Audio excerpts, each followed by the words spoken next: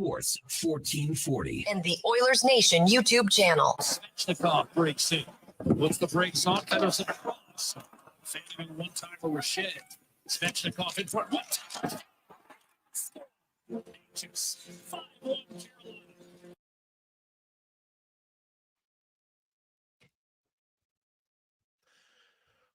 Well, a magnificent Monday afternoon. How are you? And welcome to the Jason Gregor Show on Sports 1440, Oilers Nation, YouTube, and Facebook. Streaming live as always, sports1440.ca. Maybe you are listening on the app, the Stingray or iHeartRadio or the Radio Player app. We appreciate that. You're watching on Twitter. We love it. Wherever you are watching, listening, welcome to the show. Hope you had an awesome weekend. If you're a fan of the Olympics, you're loving today. A double gold medal day for Canada. And man, this has been a great start for Canada on Saturday, Sunday, and Monday, as Canadians are doing things that no Canadian has ever done before at the Olympics. We'll get to all of that momentarily. Also, the Edmonton Elks are 0-7. And you could make a strong argument that stubbornness or a lack of seeing what's right in front of your face is a big reason why. Like, how any coach, management, scout of the Elks could be like, well, I didn't see this coming. In regards to Trey Ford gets in the game, and guess what happens? Excitement. Fans get on their feet. They're cheering. Touchdowns are scored. Now, the Elks don't win because they've dug way too deep of a hole. But Trey Ford came in that game with 9:43 to go. They had a whopping 8 points at that time. 2 field goals, which both happened in the first quarter. They had 0 passing yards in the third quarter. Think about that for a second. 0 passing yards in the third quarter. You had 2 field goals and 2 rouge punts in the first half. You hadn't done anything offensively.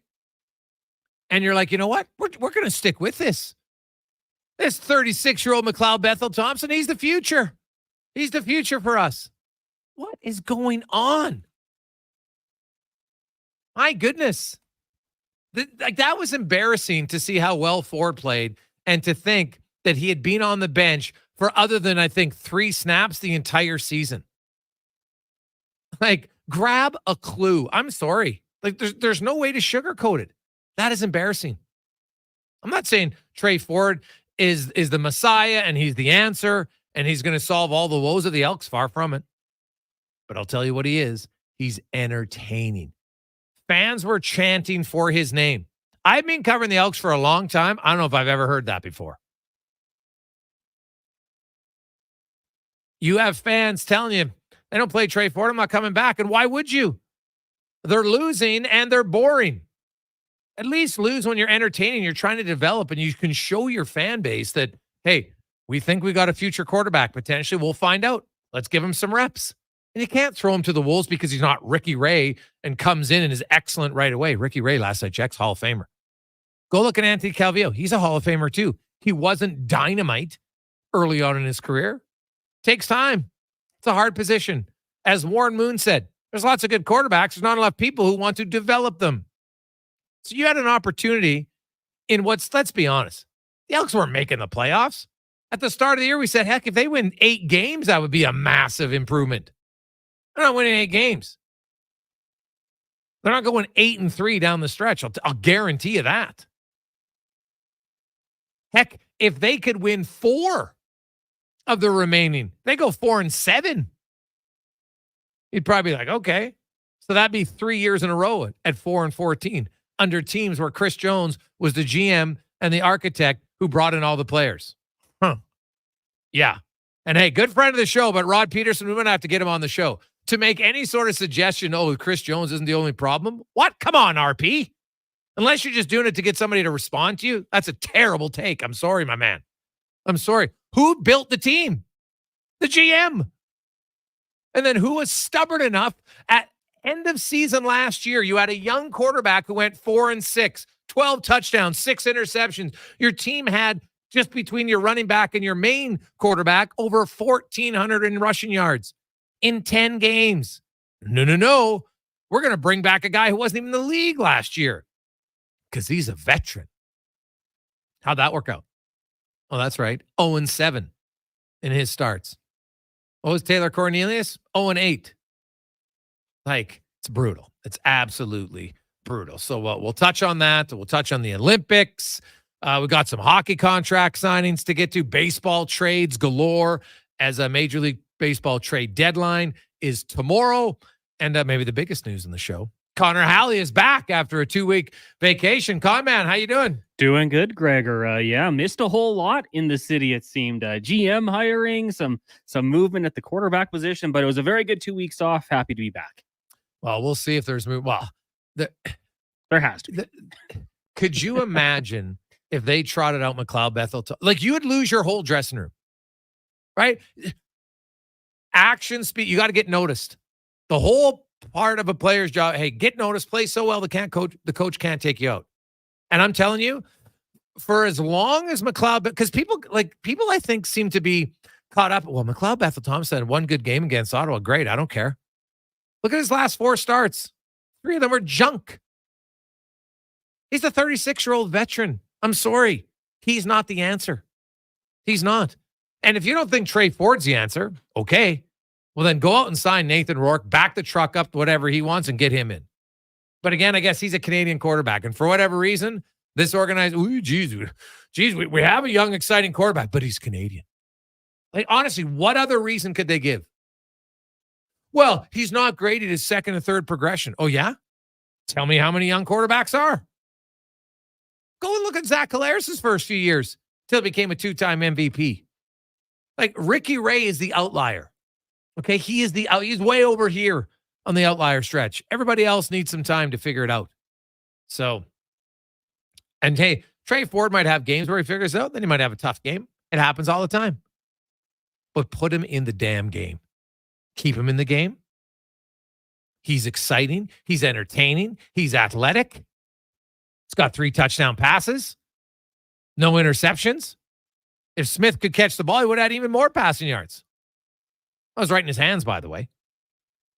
So, come on. This is a no-brainer. I'm sorry. Ford is the start of the... I've been calling for Ford to be the starter for a month. And, hey, I've been wrong many times. This one, I didn't even think it was that difficult of a decision. Thought for 10 games. I'm like, I know what he can do. Those 2 plays last night, I'm telling you, I was in the crowd, and honestly, I could have had a nap in the second and third quarter. It was quiet. There was nothing going on. Trey Ford gets in the game, and anybody who was there can attest, the whole energy in the building changed. And he makes that one rush. Connor Halley, you've covered football for a long time. How many quarterbacks in NFL or CFL can run, A, that fast enough to run away from the guys, then B, running as a right-handed quarterback to his left, pivoting in motion, dagger down the field? How many? 10 maybe? Maybe. Mahomes has made a living off it. Michael Vick back in the day could stop, turn the hips, and heave it pretty far. CJ Stroud? He's got the ability. Yeah. But not too many. No. Cam Newton could do it. Newton was great at it. I mean, there's guys that can do it. Some guys don't want to because you are, open yourself up. You're going to have a, defensive lineman come at you full speed, can blow you up. But yeah, Trey Ford, 66% yesterday. Just the ability to by the way, run the ball. And one of them well. was a blatant drop, Cons. It was right in his hands, right? So. We saw a couple. Arkell Smith had one for McLeod Bethel Thompson. Yeah. Couldn't have thrown it better. Just bobbles. It takes a hit for it. But 100%, I mean, this is how you get it done. Look at Vernon Adams. It took him a couple of years to kind of figure out the game and go through the reads, make the proper progressions and find players downfield. But we saw Trey Ford do it last year. Plays where he would just buy time, using his natural ability, roll out, make defenders look silly in the backfield, and then, have the awareness to have the head up, look downfield, and make a throw. You've been saying it for a month. I said it for about 3 weeks now. They got to make the change. They have to do it. McLeod Bethel Thompson, will see how he accepts that role as a backup, but he's got to be. He's got to be there to, if Trey Ford makes a mistake, talk to him on the sideline, get him through it. But that's got to be his role from here on out. 100%. That'll be his role for sure. Now to the Olympics, and you know what? If you're at work today, I'm telling you, it'll be worth your time to watch tonight when you get home. Watch with your kids, watch with your sons, your daughters. What a weekend it's been for Canada at the Olympics. So of course, the first one, Summer McIntosh won a silver in Saturday in the 400 meter freestyle. She's 17 years of age, by the way. She turns 18 next month. When the Olympics is over, she'll turn 18 on August 18th. Quite the 18th birthday party I think she will have for herself, I would hope. How many medals is she going to have by then? Like, honestly, it could be crazy. So she's 17. She wins the first medal for Canada. Then you have Eleanor Harvey in fencing, wins the first ever medal for Canada in fencing. She got a bronze. And you know what? She beat some good fencers on the way to get it. Well-deserved for Eleanor. It was fantastic. Then you have Rylan Weens and Nathan Zambor Murray. They win a bronze in men's synchronized 10-meter platform diving. Also, first ever for Canada. So now you have two firsts. Fantastic. And by the way, how many people out there can even jump off of the 10-meter platform? That's the high one at the Kinsman, in case you're wondering. How many of you have ever jumped off the highest one? Just jumped off it. Never mind diving, twisting, somersaults, everything else. It's a skill. You know what? I'm always amazed by some of the athleticism of people. And then to do it in perfect unison, that's pretty hard. So kudos to them. So then you come to today. And I'm watching Krista Deguchi, who's trains out of Lethbridge, wins gold in the women's 57-kilo judo. She's the first female in Canada to win gold in judo ever. So that's three medals of the first four in disciplines we've never medaled as a country. It's pretty awesome. And then to top it off today, Summer McIntosh comes in the 400-meter medley, which is 50 meters of freestyle, which is just straight, crawl. Then you have 50 on the back. Now, I'm not doing it in order. 50 of the breast and 50 of the butterfly, okay? Those four events. Right? Backstroke, I think, is first, if my memory is correct. Or is it flies first? All right. We got Declan just telling me 100 meters of each. Oh, yeah, because it's four. First, yeah, did I say 50? Yeah. She's going for the 200. And considering how much she won the 400 by, I think she's going to be a favorite in the 200. But she won the 400 by 6 seconds. If swimming, do you know how far distance that is between the best in the world and the second best in the world? That is a massive ass-kicking domination. To be that much better than everyone else who does that event is stunning to me. So she's the silver medalist in the freestyle. 400 meter, by the way, which is a long race. She's doing the 400 meter medley, 100 of each, right there and back once. Then you switch, away you go. And that was a performance. There was no drama. If you're watching that live and you're a Canadian, you're just like, this is unreal. Canadians sometimes have a tough time celebrating an ass kicking. Right? It's okay. Hoot and holler. Show your kids. That is ridiculous amount of talent and hard work comes into it. And then you got to make sure you're ready to go at the biggest time of your life. And that's exactly what she did. And it was outstanding to watch. I'm trying to think, Dex, our swimming guy, think of another race. Now, I know there's been some where in a 400 meter, you won by that much at the Olympics. Right? I could see, country time trials and different things where you spank everybody in your country. That'll happen. But now you have every nation who wants to put in a team. Well, they have to qualify, of course. And she wins by that much. I'd have to go back and look at did Phelps, obviously he was an unreal swimmer. Did he dominate by that much in one? I don't know the answer. I'm just throwing it out there. If anybody knows, let us know. 833-401-1440, 833-401-1440 in our inbox. It's fantastic to watch that. I can't wait till their 200-meter medley and to see what else she'll do at the Olympics. It's awesome. To me, it's why I like to watch the events. I don't care what it is. I'm watching judo. I don't know anything about judo. I'm not going to pretend I know anything about it. I'm watching the grappling. They did a great job explaining the rules to newbies like me. At least I have a sense of what I'm watching for. And what I liked about judo is if you're too passive, you get penalized. Right? They don't want you to just sit back. It's essentially saying you can't do the trap all the time. You got to attack. Because if you don't attack and try to make and be on the aggressive, you get penalized. You get 3 flags, you're out, and you lose. So it was great to see. And I'm fired up about the Olympics. I don't know about you. I don't know if you get into it or not, but it was great. Yesterday, my son, his first ever double header of live sports. We went to the final regular season game of the Riverhawks. Great. They had over 7,000 fans again. Had 4 runs in the second inning. Got everybody excited. They hold on for the win. 4-2. Solid performance against the best team in the league. They went 2 out of 3 for them, and it was hot. Like I don't know what their sales will be on liquid yesterday, but it had to be a record. I know they had some 34 degrees games, but they were midweek games. That was Sunday. It was a beautiful day out, and I'll admit, I think it was for the 4th inning, went downstairs and stood in front of a vent for a while just to get some fresh air because man, it was baking in there. And honestly, I haven't sat outside in this direct sun that long in a while. So that was great. It was good atmosphere. Kids got to go on the field afterwards. My son's 10. That was a highlight. There was these guys on this, I don't even know what they're called, where it's got the single, like the unicycle, except it's motorized and you stand on it, Cons. I don't know what you want to call that. And anyway, they pull kids around in a little trailer and they're flying. Like they're going fast. Kids were loving it.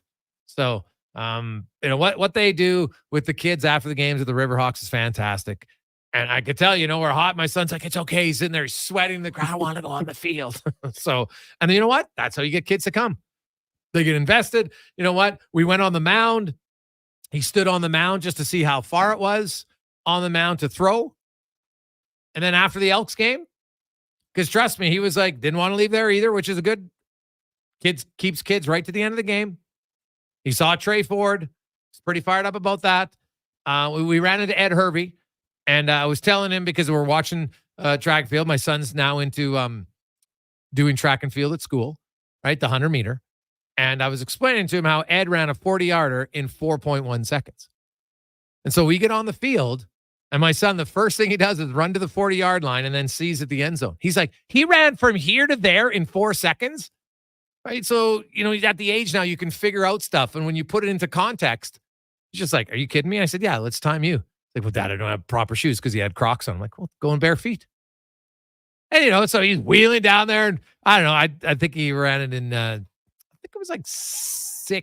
It's pretty fast for a young kid, right? But he was dying afterwards because it's hot out. But it was a thrill. And that's a great way. I saw lots of kids on the fields in both places. And you know what? That's a way to keep them involved. Now, the Elks, best way to keep them involved is, I don't know, play your best player. Just a thought. Your most entertaining player at the most important position, and he makes plays, and he gets people excited. And as a bonus, he had 3 touchdowns in under 10 minutes. So please, for the love of everything green and gold, play Trey Ford Saturday in Saskatchewan. I'm not saying they're going to win, but they'll be more entertaining because that first half was brutal. Absolutely brutal. So 833-401-1440. Hey, guys, I think the men's 400 medley winner won by a similar amount this year from Pat. Cons, you want to look that up? We'll see. Attaboy, Pat. Thank you. So it's the only tough thing about the Olympics is, like, I got the schedule. We got to update it every time. I'm like, I wish we could find out more accurately exactly when they're on. So I always try to tweet out when I find out if there's a medal hopeful or something that's, I don't care what the sport is. everybody else, somebody tweet out everybody's resharing. Then at least you can kind of know, all right, let's get to it. Maybe if you're at work, you can put it up online for a few minutes, or at least when you get home, you'll know what to watch for. But if you weren't able to watch it live, just watch Summer McIntosh. Get your kids to watch it and show them what commitment can do. And age is just a number. So 17-year-old gold and silver medalist, Summer McIntosh, the early clubhouse leader right now to be carrying the flag at the closing ceremonies. I don't think there's much debate on that early. Hey, maybe someone else will step up and have an unreal tournament. Also, what about the women in soccer? That was a huge victory over France on their home pitch, the number 3 ranked team in the world. And they came back, beat them. Janine Becky. That play that Janine Becky made in overtime is unreal. If you didn't see that, there's another one. You show your kids who play sports, this is what effort is. You never quit. And she got back. She made that whole play. It was unreal. And for them to win, Bev Priestman, she should be gone from the team as quick as possible. Maybe they don't want to announce anything else because they don't want a distraction. But for her to come out when this originally came and say, yeah, well, you know what? I'm going to remove myself from the New Zealand game. That was last Thursday. And, I should know what's going on. Basically inferring that she didn't know. And then the next day it comes out that she knew everything. Like, I'm sorry. Knowing everything is one thing. But then to lie about it or to mislead that it wasn't, out. Get rid of it. There's no reason to do it. It's foolish. So we'll see what happens. We got a busy show for you. Wes Walls will join us. Brock Faber's got a new 8-year contract extension with the Wild. We'll talk about that. Also, Marty Natchez, 2 years at 6.5. That's a hell of a deal by the Canes for him. We got Dalton Wasserman will join us, talk a little NFL. Warren Moon, Hall of Famer. We're talking quarterback play, both NFL and CFL.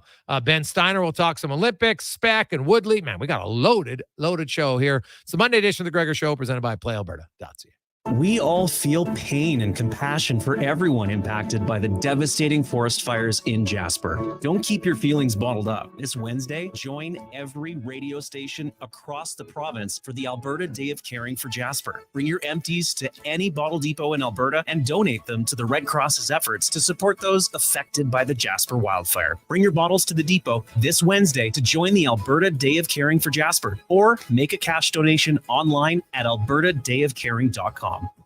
A premier hockey solution with a clear path for long-term development is proud to be entering its 8th season of independent borderless hockey, featuring provincial and cross-province competition with showcase style, regular season gameplay, and a strong commitment to individual skill development. It's an attractive option for those seeking family life balance. The Hockey Super League offers opportunities for both male and female athletes born between 2011 and 2016.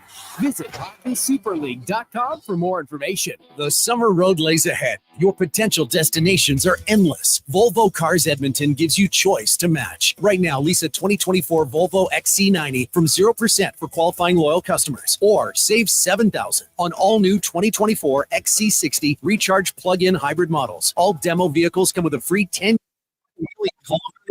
no matter what you decide this summer will become, your first choice is Volvo Cars Edmonton. VolvoCarsEdmonton.com, 1205 101 Street Southwest. Rule number 41, never challenge a goose in the Bow Valley. They run this town and they know it. Summer in Alberta has its own set of rules. And if you're looking to add a little extra fun, Play Alberta has it all. Use promo code SUMMER to snag a $50 casino bonus for casino, instance, and live dealer with your next deposit. Get ready for promotions throughout the summer to help you make the most of those sunny Alberta days, because we all know they don't last long enough. Bonus terms and conditions apply. The Toronto Blue Jays are on Sports 1440. Every weekend, catch all the action with play-by-play announcer Ben Schulman. The Blue Jays, this Saturday and Sunday on Sports 1440. Edmonton's home for all things sports. Now, all sizes of premium roast coffee at McDonald's have a new low price starting at $1 plus tax for a small. It's great if you love great tasting coffee. $1 small premium roast coffee every single day. Must be McCafe. Plus tax at participating restaurants in Canada. Excludes delivery. Whatever the project, big or small, when you need metal cut precisely and promptly, you need Metal Supermarkets. That's right, fast, so you can get it done, then enjoy the sun. Imagine what you'll do with all that extra time. Look, I'm up. I'm paddleboarding. I'm hating this. Maybe find another summer pastime, but in the meantime, see the pros at Metal Supermarkets, the convenience stores for Southside, West End, metalsupermarkets.com. Hi, I'm Shelly from Total Interiors, formerly Shelly's Window Coverings and Toma Fine Floors. To celebrate the announcement of our new name, we are having a large sale for the month of July. New stock has arrived with big deals attached. From carpet to linoleum, luxury vinyl plank, and window coverings, there is lots to choose from. Come see us, Main Street, Vermilion, where every detail matters. Total Interiors, locally owned and operated in Vermilion. Visit total-interiors.ca. What's cracking at Cattail Crossing? Every Friday after 4 p.m., it's 9 and Dine Fridays. Includes golf for two with a power cart at Cattail Crossing and a $50 food voucher at Out of Bounds Restaurant. Only $119.99. Tea times can be booked at cattailcrossing.ca.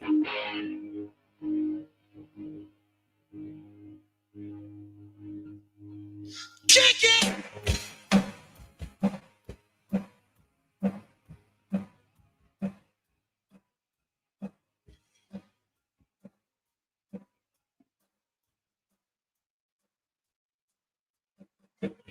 School, man, you don't want to go.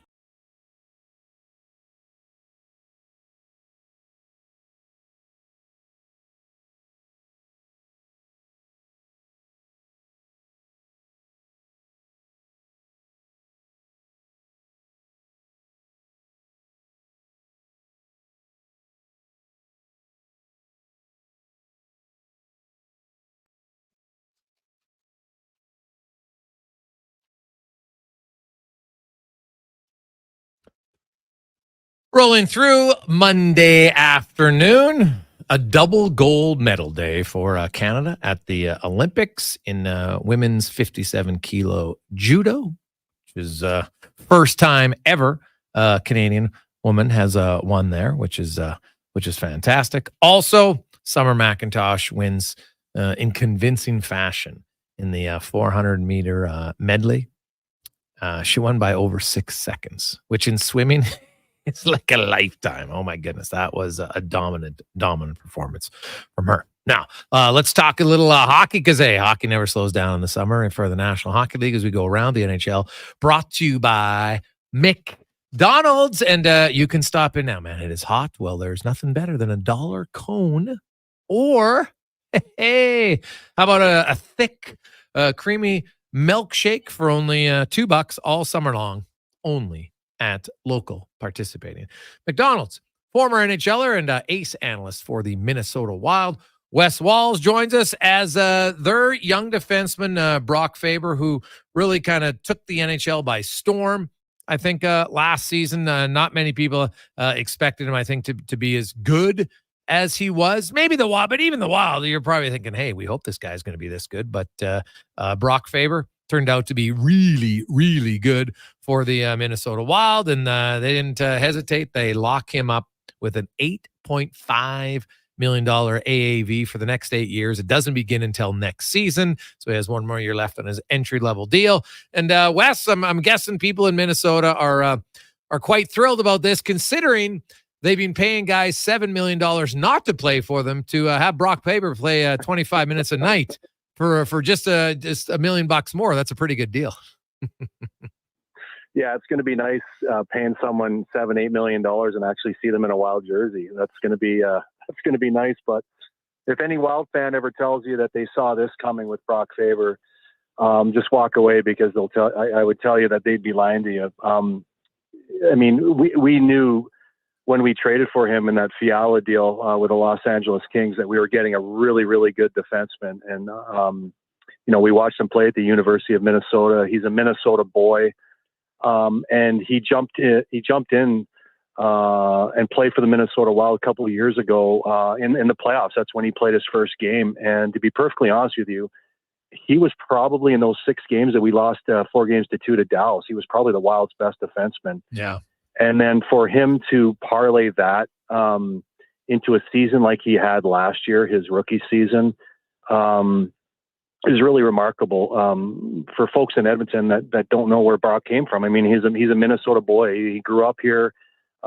He had the Airheads on his room. He had posters up. He he actually said in an interview this morning, I think he had Wild sheets on his bed. Like he was all Minnesota Wild, played at the University of Minnesota. And, for him to play for the Minnesota Wild and now sign an 8-year deal, obviously Billy Guerin thought it was worth the risk. Anytime you're sticking your neck out and you're giving a young kid that kind of money, really, if you make the wrong decisions in the cap world that we live in right now, it can really sink your organization. And Billy Guerin is willing to bet on what Brock Faber brings to the table. You got to know a lot about his character and how the kid was raised. He's very humble.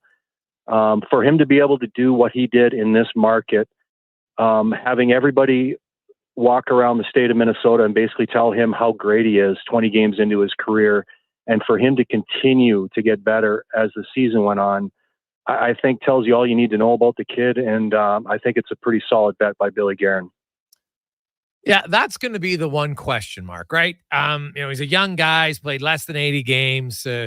Will there be a little bit of a sophomore jinx? Wes, you would know, you played in the league, right? Like it's that first year, your adrenaline, everything's going. And then, the second year for lots of guys, like people call it the sophomore slump, whatever. And it's just, I think there's a lot of factors that go into it. Now, elite players, it doesn't seem to really impact them. So I would probably bet that that's going to be the case. But even if next year he does have a little setback, well, that's not when his contract kicks in, right? His contract kicks in the following year. And a lot of times if you're a really good player and there's a slight little regression, usually they come back and they're even better in year 3 anyway. Yeah, but no, that's an excellent point because, Wild fans and fans will only remember 8 times 8.5. They won't realize that he's not making that, this following year coming up. Yeah. So there's going to be expectations on him now that he did not have, even though he's only making $1 million next year.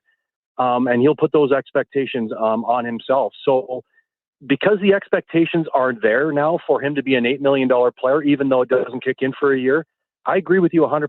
There is more pressure on him to live up to the billing. And again, young kid, 21, 22 years old. How is he going to handle that? You could have run the risk of not signing him this summer and just playing it out and see how things work out next year. Let's say he's playing the point on the power play in the first unit, and the power play happens to be in the top 10 in scoring. Now you're sitting at Christmas time and Brock Faber's got 40 points in 40 games. Now where do you sit? Now you got to give him $11 million a year. So there's some give and take as far as risk and reward.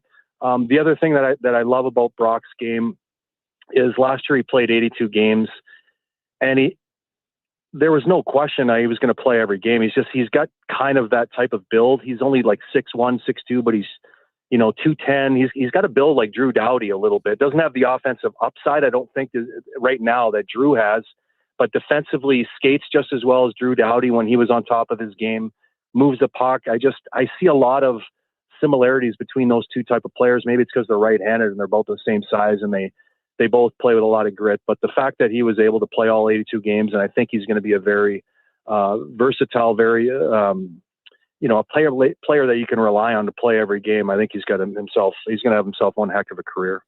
Wes Wallace joins us. And Wes, that was going to be my question, the offense, because when guys get paid a lot, they want some offense. Now he had 47 points. There's nothing to scoff at especially for a rookie defender. And when you see, it's hard for young defensemen to come in and be that good defensively. I think that's the most impressive thing about Faber's game. Most guys, it's the other way around, right? They come in, they can put up numbers, but they're somewhat of a train wreck in their own zone. He's the opposite. He's great defensively, and he's not a train wreck at all offensively. He had 47 points. But where do you see the growth potential in his game offensively?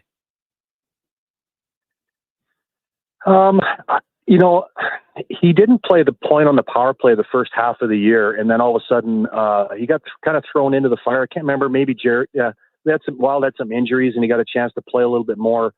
And the Wild power play, like most top power plays around the National Hockey League, play the full 2 minutes, and he was no different. So I think just moving the puck around on the power play the last half of the season gave him a few more points. But I think just in his overall game offensively, the one area I think that he can grow on for sure is maybe his agility at the top of the blue line when pucks go from low to high, maybe getting a little bit more agile at the top of the zone. And I also think he is such a powerful, gifted skater. and he cares so much. He doesn't want to get scored on. He cares so much about defending well that it's almost like he's a little bit afraid to spend too much time in the offensive zone and energy, because he wants to make sure he's got a full tank coming back into his own zone, because he knows he's going to be playing against the best players in the world. And I really do think that once he recognizes that, once we forecheck the puck and get the puck back, that he can start playing like a forward, like all the other top defensemen do. He's such a gifted defenseman in his skating ability, and a lot of times he's playing with Brock or Jonas Brodin, who doesn't hardly take any chances. So I'd love to see Brock just say, just go, and don't worry about it. If we got a few 2-on-1s, we got a goalie, that can make saves still. But so if you can pick up a few extra goals that way in the offensive zone. So for me, it's just more of a mindset of just go, and you got to take calculated risks. Certain times of the game, you don't want to be silly in the third period when you're up a goal, but if you're down a goal, you're tied, take some chances. He didn't take many chances last year and was still able to put up decent numbers. So there's some room for his game to grow, especially 5-on-5. And that's the area I think that it could grow in, is just kind of the mental side of things and just taking some chances offensively. And what about the fact that Jared Spurgeon will be there all season? How much is that is that going to allow him to maybe play a few less minutes and possibly be a little bit fresher at times? Oh. Yeah, it's going to be huge. It's going to be huge. And actually, Jared missed pretty much the whole season. I think he played 16 games last year, had surgery on his back and his hip. He basically was glued together to start the season, hurt himself in camp. I think he came into camp a little banged up too. But yeah, getting Jared back is going to be gigantic, because Brock was banged up. And you could tell the last 20 games of the season, his body was kind of, you'd see him after games and he was wrapped up pretty tight after games with ice bags. So you knew he was dealing with some injuries, and his minutes were getting up to 26, 27. Yeah. And again, he was a college kid that had never played those kind of minutes, every other night, playing. And he's got an unbelievable motor. But getting Jared Spurgeon back in the lineup, we just hope that he's going to be back. And the same Jared Spurgeon that we know, when he's on top of his game, is such a difference maker. And it's going to take a lot of the heat off of Brock, and can't wait to get Jared Spurgeon back, see what he can bring to the table next year as well. Wes Walls, analyst for the Wild, joins us. One last one for you, Wes. You mentioned the goaltending, and right now they got Gustafsson and Fleury, but they also got Wallstead. What's your expectation on what's going to happen there in goal? Oh, that's the $1 million question out here. If you look at the offensive side, the Wild are in pretty good shape offensively, with everybody that they've got signed. Defensively, they've been able to shore up some things, getting Brock and Jake Middleton signed, Declan Chisholm and Bogosian will be the third pair for the Wild. But yeah, the question mark for the Wild is the goaltending. And right now, Wallstead, Gustafsson, and Marc-Andre Fleury. I wouldn't be surprised at all if the Wild start this season with 3 goaltenders. I don't know how that's going to work out. I know some other teams have tried it. Detroit comes to mind, maybe Montreal. And it's, just you do the math. There's one net, 3 goalies. Like, there's going to be 3 guys not happy. And I don't know how long that's going to last. Yeah. And there was some rumors maybe that Gustafsson was on the block this summer. Maybe he was, maybe he wasn't. I'm not 100% sure. But Gustafsson did not have a great season last year. And he came off an unbelievable season the year before, basically carried the Minnesota Wild into the playoffs with the way he played the last 3 months of the season. So the question for the Wild, the biggest question for me is, who is Gustafsson? Is he the goalie that we saw 2 years ago, or is he the goalie that we saw last year? He's 25 years old. He's got 2 years left on his deal. There's being in unbelievable shape is an important part of being a great athlete. I don't think he's quite understood that yet. So it'll be interesting to see how hard he trained this summer, what his body looks like. But the goalie of the future for the Minnesota Wild is without doubt is Wallstead. He's a kid that we took 20th overall in the first round a couple years ago. I wouldn't be surprised if Wallstead stays on the roster. If at some point, quite a few times during the season, if he goes down on weekends with the American Hockey League and plays 2 out of those 3 games on Friday, Saturday, Sundays, he's got to continue to play here as well. So I don't know. We'll see how the goaltending situation plays out. Obviously, Marc-Andre Fleury, they signed for another year. He's going to be 40 years old. We'll see how that all plays out. A lot of question marks there, and in the back end. And yeah, I guess time will tell. Yeah. Well, it's always good to catch up with you, my man. We appreciate it. Enjoy. Now get back to your off season, and we'll talk to you again soon. Okay, sounds good. Good chat with you. You betcha. That is Wes. Well, he was a hell of a player. Like Wes, well, you go back and look at his numbers, and like one of those guys, elite offensive junior player, got to the NHL, had to adjust his game. And he did. He became a really solid bottom six. Was always a very smart player. And when you have that going in your game, it definitely helps. So, Brock Faber at 8.5 mil. That's it's a big ticket for 8 years. They're betting on him to now it's the offense, because you get paid for offense, even if you're a defender. And we know that the defensive side of the game matters a lot, probably just as much. But offense is where you get the big money. And I know some people said, oh, you know what? He might have been an $11 million defenseman in the future.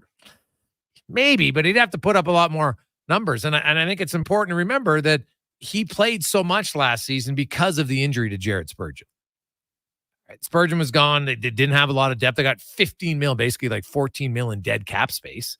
So it's really hard to have a lot of depth when you have that. Right? And that's done at the end of this season. Like next off season, Minnesota can finally kind of join the teams in the NHL. They're basically running at a 15 mil deficit compared to every other team. Right? The salary cap is 80 mil. In Minnesota, it's basically 65 because you've got the Parise and Suter buyouts on the books for one more year. When that comes off, and hey, how about this? In the last 7 years, the Wild are tied for the most 100-point seasons in the Western Conference with the Oilers in Colorado. So they've been able, you know what? They're competitive. Now, you go from that to playoff wins. It's a different story. It's like Toronto. Do you know that Toronto in 5 of the last 7 years has 100-point seasons? They're not even top 12 in wins, though, in the playoffs. And that's the biggest question mark you look at in Toronto is what changes? How can they go from the regular season and then the playoffs come? Well, to me, it starts with a G, ends with a T. Grit. They don't seem to have it come playoff time. 2:43, it's a Gregor Show presented by PlayAlberta.ca. We'll come back. We have 2-minute morning with Cam Tait. We got a lot of texts to get to. 833-401-1440. 833-401-1440 in our E-Well inbox. Hey, it's Brad McCory here from St. Albert Dodge. I'm here to say you do not want to miss our final clear out of classic Ram 1500 trucks. It really is your last chance to drive a brand new Ram truck off the lot with 25% off. When these are gone, they're gone. Or how about a Jeep Wrangler with up to $7,500 in savings and 0% financing on every model? Come see how we earn our industry-leading 4.6 Google review rating. You're going to love how easy it is to do business at St. Albert Dodge. Move Water is your one-stop shop for all things water. From freshwater to wastewater, we've got the pumps and solutions to keep your water moving where it matters most. Move Water, your water solution experts. Visit movewater.ca today. You've got a go-to coffee spot, a trusted barber, even a lucky game day jersey. But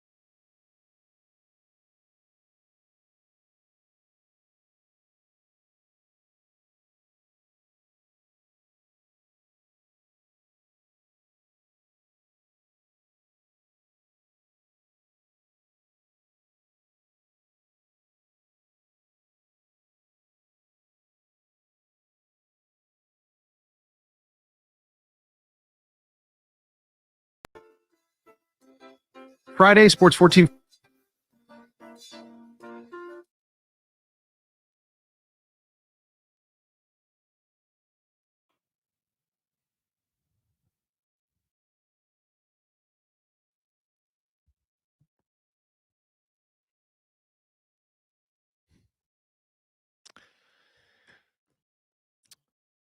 Welcome back.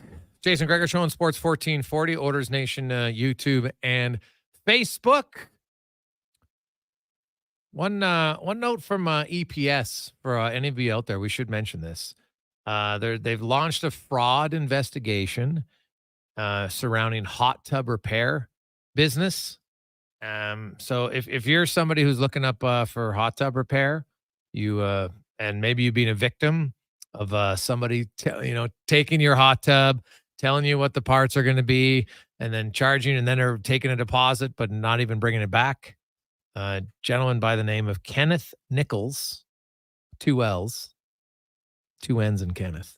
And I guess now, according to the EPS, he advertises service on Kijiji under hot tub services. You might want to call the EPS at 423-4567 as they're looking for more victims, and more importantly, trying to encourage you not to do business with such a person. So, from our friends at the EPS. So there you have it.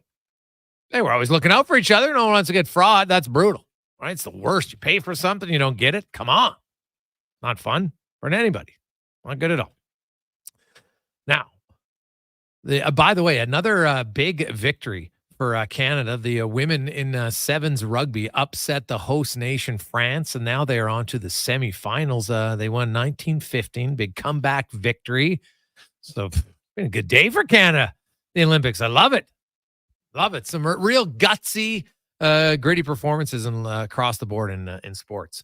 Probably the one disappointment I would say was the women's basketball team in the second quarter got outscored 23-2 today. And we're obviously unable to recover in that match. 23-2. One basket, Connor Halley, in an entire quarter. I don't know if you watched that or not, but I was like, what is going on here? It was not pretty. Yeah, tough recipe for success if you're only going to score one basket in a quarter. Yeah. No. Well said. Well said. Now, let's get to the 2-minute warning with Cam Tait, brought to you by Legacy Heating and Cooling, home of the no payments, no interest for 1 year on your AC unit. If you were too hot and muggy and sweaty in the last heat wave, well, trust me. Well, it used to be in Alberta that maybe you only need your AC 5 days, 10 days a year. Not so much anymore. Heck, you might need that 5 days in a week. July and August. It's hot. So get it at legacyheating.ca. Cam Tait, longtime journalist in town. Cam's, of course, got cerebral palsy in a wheelchair, has been unable to be on the radio, but now through the wonders of technology, we take Cam's words into audio in the 2-minute warning. Thanks there, Jason. Please tell me where I can sign up to join your team or petition or parade or masterclass in swaying public opinion or whatever you have lined up to get more traction on the Tree Ford story to make him the starting quarterback for the rest of his football career. Let's even call one of our real estate friends to see if we can Mr. Ford a nice home. Make him a treasured Edmontonian. For my part one, happy to gift him a family membership to Fort Edmonton Park. We need to keep that Ford running around Edmonton all over town, but especially on the football field, we have to. The Elks, they have to. Ford, who came into Sunday's Elks game with 9 minutes and 46 seconds remaining in the fourth quarter and was brilliant, absolutely brilliant. Ford engineered 3 County M there, Grandpa 1, 2, 3 in the fourth quarter, 3 touchdowns. Imagine now, if the Elks scored 3 touchdowns, unconverted touchdowns in all 4 quarters, so 6 times 3, we get 18. So 18 times 4, 72, right? 72 points. Now, of course, everything would have to line up for that to happen. And maybe that's exaggerating, but you get the picture. So why didn't Chris Jones, fired a few weeks ago as coach and general manager, see it? And why didn't Elks interim coach Jarius Jackson make his own stamp on this team, knowing Ford is an up-and-comer, give Ford the nod to start in the first game he coached? And why, my friend, are we having this discussion heading into the 8th game of the season? And why, as you said on Low Tide, Jason, are the Elks pinning their offensive hopes on McLeod Bethel-Thompson, the 36-year-old? Boggles the mind. I can't wait to hear what Hall of Famer Warren Moon says in the 3 o'clock hour about this. And I wonder if Mr. Moon will join the Gregor movement. He'd be a welcomed addition. What say you? Please tweet me at Cam Tait on X or the Twitter. 2-minute warning with Cam Tait, Gregor Show. Monday, Friday, Sports 1440.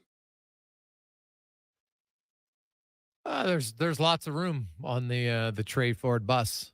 The thing is, the Elks should have been the ones driving it, not the fans, not media members, the Elks themselves.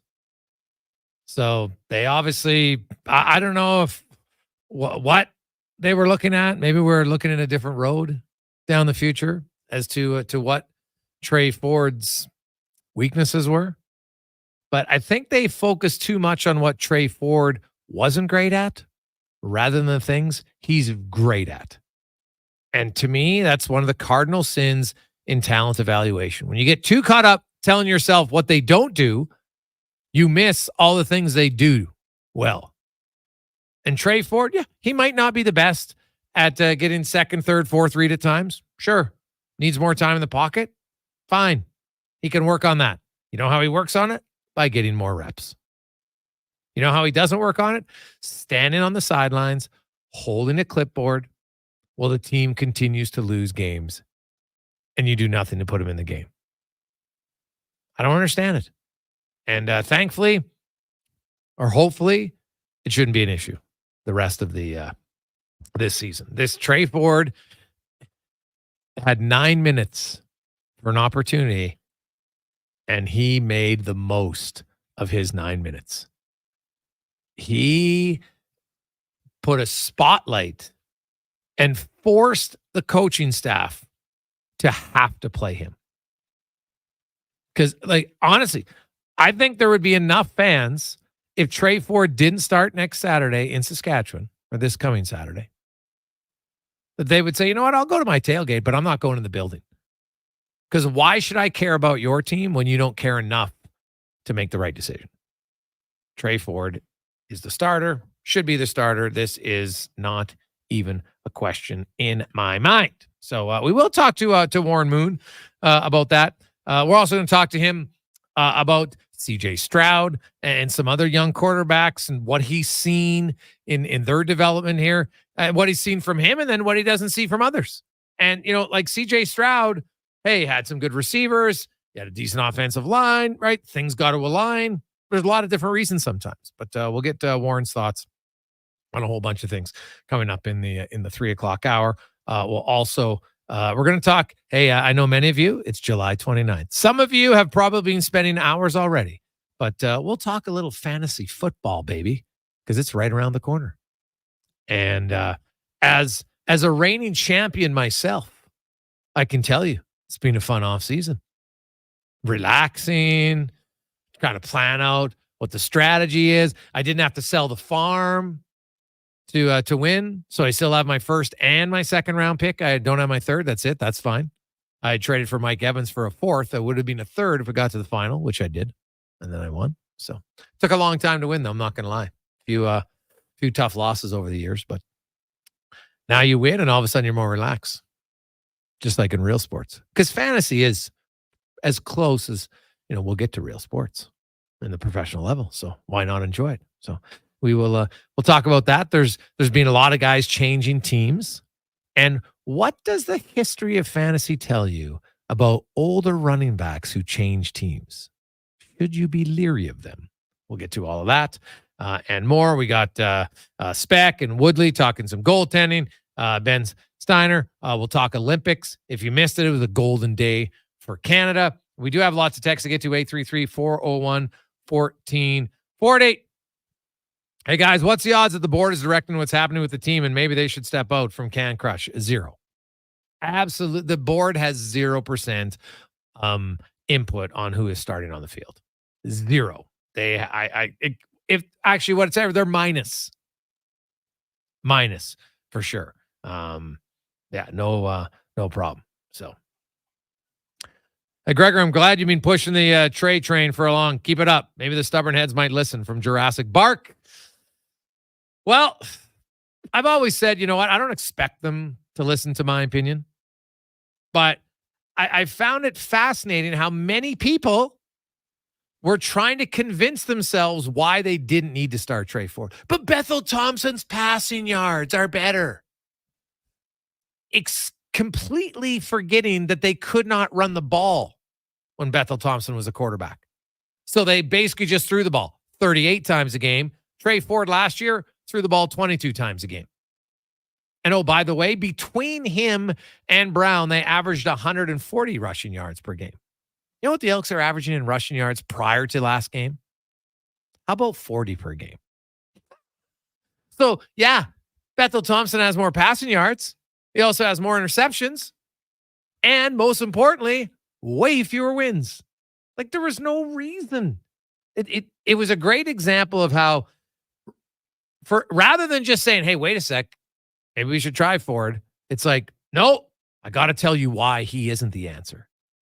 And then he gets in and he shows everybody why he was the answer for the quarterback position. He's not going to solve the offensive line. He's not going to solve the defensive line. He's not going to solve the fact that the Elks give up the middle of the field way too easily defensively and getting exploited across the middle. Like, are you kidding me?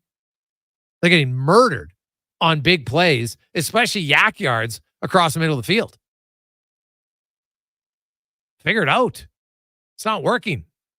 So Shivers, you're the DC now. Well, you mean the DC how long? If we want to say Chris Jones had a say, fine. We'll change it up now because he's not here. And you can't keep getting exploited. Now, it doesn't help when you don't get any pressure up front, so the team has more time, but they're getting burnt on some quick hitters. When you blitz, you don't get there, leaves it wide open, but they've been getting beat on lots of different plays over the middle. So those are other areas where they got to improve for sure. Let's get to the Con Man and a Sports 1440 update brought to you by Booster Juice. And the fan favorite is back, the Watermelon Wave. Order one today, download the Boosters Reward app, and get yours only at Booster Juice. This is a Sports 1440 update. 17-year-old Canadian swimmer Summer McIntosh claiming the first gold medal of her young career with a dominating victory in the 400-meter individual medley in Paris, adding the silver she picked up in the 400-meter freestyle.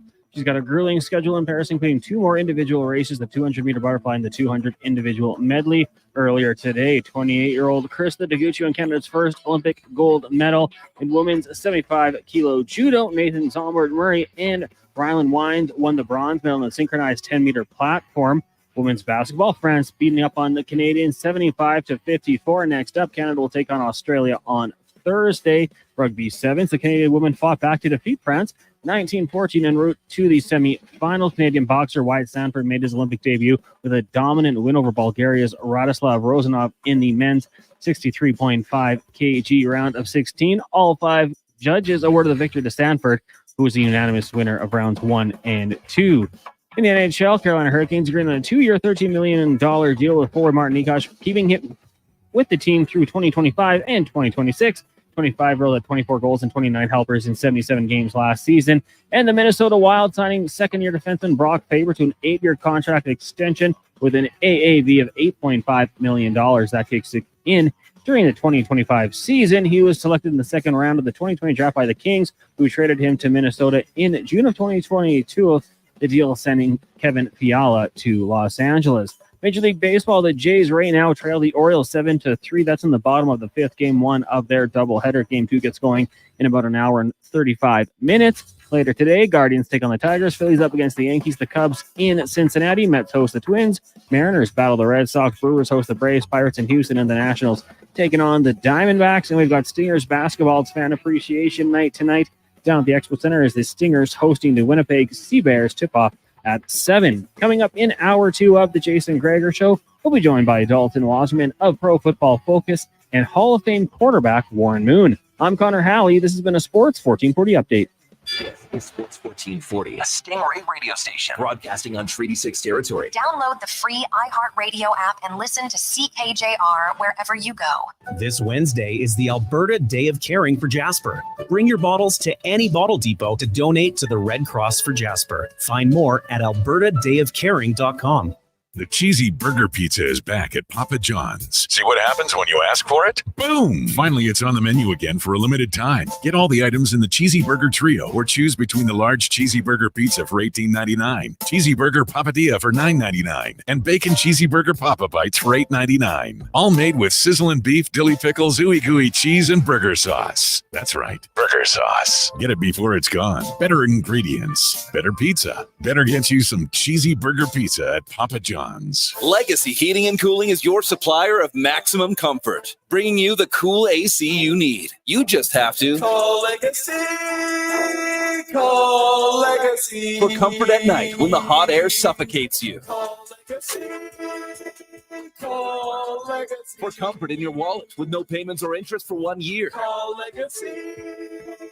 Call Legacy. You deserve comfort. Cool off today with AC from Legacy Heating and Cooling. Be melon jolly, not melancholy. Summer is ripe for fun, and some Booster Juice bestsellers are back in season. Watermelon smoothies, including the refreshing Watermelon Wave, a berry burst of strawberries, raspberries, pomegranate, and vanilla frozen yogurt, and fan favorites, Watermelon Explosion, a refreshing burst of bananas, mangoes, and pineapple, both made with watermelon sorbet and probiotic yogurt. All of the watermelon, none of the seeds. Visit a Booster Juice near you today or download the Booster Rewards app. For over 65 years, Denham Ford has delivered the customer service and value that keeps Albertans moving. And nothing moves Albertans better than Canada's best-selling truck, the Ford F-150. Here now with rates as low as 0% or savings up to $17,000. That's the value you've come to expect from where cars always cost less. 0% or $17,000 off F-150s. Only at Denham Ford in Wetaskiwin or at denhamford.ca. I think a road trip is in order. I had one listener say to me, there is no way someone would drive all the way from Athabasca to Camrose to Old Hippie just to buy some furniture. My response? Well, it happens all the time because the quality of Old Hippie's furniture is that good. It's a piece that will be with you a lifetime. So this summer, plan to come to the beautiful city of Camrose and see for yourself. Just head down 50th Street to Old Hippie and make sure you tell them Jackie Ray sent you. Here's Dr. Vance Elliott to talk about Advanced Hair and Skin Surgery's new website. We needed to spruce things up a bit and give it a modern look. Sounds like your website needed a little surgery. Exactly. It's easier to navigate, much more user-friendly, has an updated patient gallery, and answers to the most commonly asked questions. There's even a section about you. I want you to know my story, so you'll be confident that I'm the right doctor to help shape your story. To learn more, check out the new website at drvanceelliott.com. Now, all sizes of premium roast coffee at McDonald's have a new low price starting at $1 plus tax for a small. It's great if you love great tasting coffee. $1 small premium roast coffee every single day. Must be McCafe. Plus tax at participating restaurants in Canada. Excludes delivery.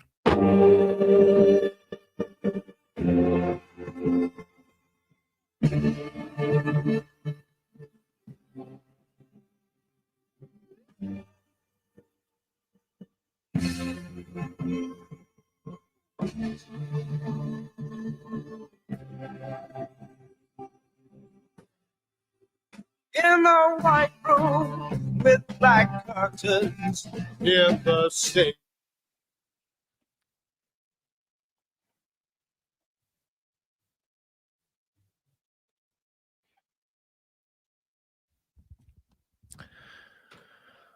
Just after 3 o'clock. Welcome back. Lovely Monday afternoon, July 29th.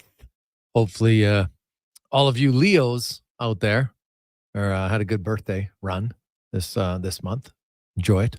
So, big happy birthday to my older brother, Buck. Well, that's what I call him, nickname. So, enjoy your day today. He's getting pretty old. So yeah, enjoy it. Hopefully you can chew your dessert. Now, let's get to the football report brought to you by Legacy Heating and Cooling, where the rates never change. If all of a sudden your AC conks out and you're stressed late at night or on the weekend, call Legacy. They'll come fix it. No overtime charges. That's how you build a legacy at legacyheating.ca. And we are getting closer.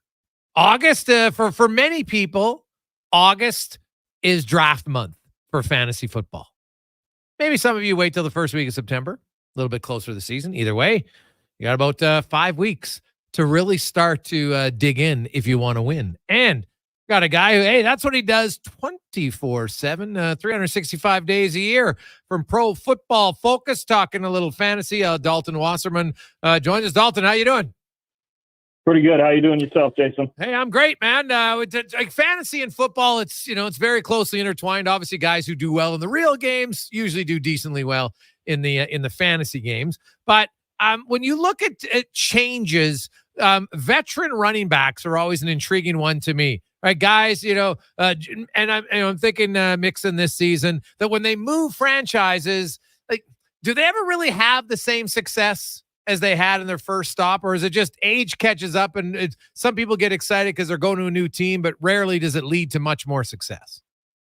Yeah, I mean, you can have success based on your situation, right? If you're talking about it from a fantasy angle, it's really more about the opportunities you're going to get, right? Like a guy like Joe Mixon is somebody who is clearly the lead back there. Like there's really no competition for a starting role, and there's hardly any really for a third down role. Like another guy that I actually took and won a league with last year was Alvin Kamara, and that's because once he got off the suspension, he was just so clearly the number one guy in the run and pass game that statistically things were going to add up for him, regardless of, maybe he wasn't the best back in the league. He didn't have a McCaffrey type of season, but it's really, from a fantasy angle, it's more about opportunity. And I think, for Mixon on a team like Houston, just like he had in Cincinnati, he's going to have space to work with because there's so many weapons on the outside. So he's a guy, is he the best back in the league? Probably not, but he's going to have plenty of space and opportunity to make things happen. Is there a player who changed teams that you feel is poised to have the most success? Ooh, that's a tough one. I mean, Saquon Barkley getting to run behind that Philly offensive line after the Giants had by far the worst offensive line in the league last season. And even though the Eagles lost Jason Kelsey, you still have some primetime players there, right? Jordan Mailata and Lane Johnson and Landon Dickerson. You got big money guys up front with a lot of talent. So I think, again, if we're basing running backs on their situation and what's around them, you really couldn't ask for a bigger jump despite losing Jason Kelsey. But Cam Jurgens is probably going to move over to play center. He's got some experience at right guard. It's not like he's a rookie or something like that. Saquon Barkley's really moving to a better situation there in Philly. Oh, 100%. He's moved to a better situation, so now it's up to him to take advantage of it or not. One team and even a player and quite a few players on the offense last season, not many people thought CJ Stroud was going to come in and have the season he did, but you could say the same about his two receivers. So how much of it was just all of them coming together, Dalton, and being like the perfect storm for one another, or is Stroud clearly the architect of that? Honestly, I think it is a little of both, right? Stroud is incredible. And outside of a couple of games, I think against the Jets and the Ravens, who are two of the 5 best defenses in football, he really played like a top 5 guy. But even in order to play like a top 5 guy, you need to have those guys around you, right? Nico Collins is really talented. Tank Dell's really talented. Dalton Schultz had a very nice year. And now you add Stephon Diggs and Joe Mixon to that mix. I mean, it's always a combination of the quarterback and the supporting cast, right? Like if you don't have the supporting cast, the quarterback just won't succeed no matter, how good he is. And I know people talk about, Mahomes the last 2 years without Tyreek Hill, but still is the greatest tight end of all time, arguably, sitting out there. And he's got a bunch of other threats that he's got good chemistry with. I look at that Stroud situation very much like the Bengals and Joe Burrow, where you go, we know Joe Burrow is great, but it also does help that you have guys like Chase and Higgins on the outside to help you out there. So it's always a combination. I'm not always the biggest fan of the quarterback is just the guy who makes all these C- players great. Like the Texans have some other really, really good players. So it is a combination of all of it. Well, you mentioned Joe Burrow and, him coming back to the Bengals. You know what? When he's been in, they've been really good the last few seasons. Yeah, absolutely. I mean, you're talking about a team that, the 2 years where he's been healthy and played every game, they lost the Super Bowl they were 40 yards from winning it, and they lost an AFC title game on a last-second field goal to Mahomes. So the Bengals, honestly, when you look at Burrow's health, and they've added some pieces to their defense that they were kind of missing in the middle of their defense, especially at safety last year. Bengals are a really big X factor in the AFC because we know Joe Burrow is in that class of quarterbacks. We've seen it. We've seen him get 40 to 45 yards from winning a Super Bowl. I think most people believe he is capable of winning a Super Bowl. And the Bengals, look, they're coached really well. They've got weapons. They've got the quarterback. They just need to put a run together where they're all healthy.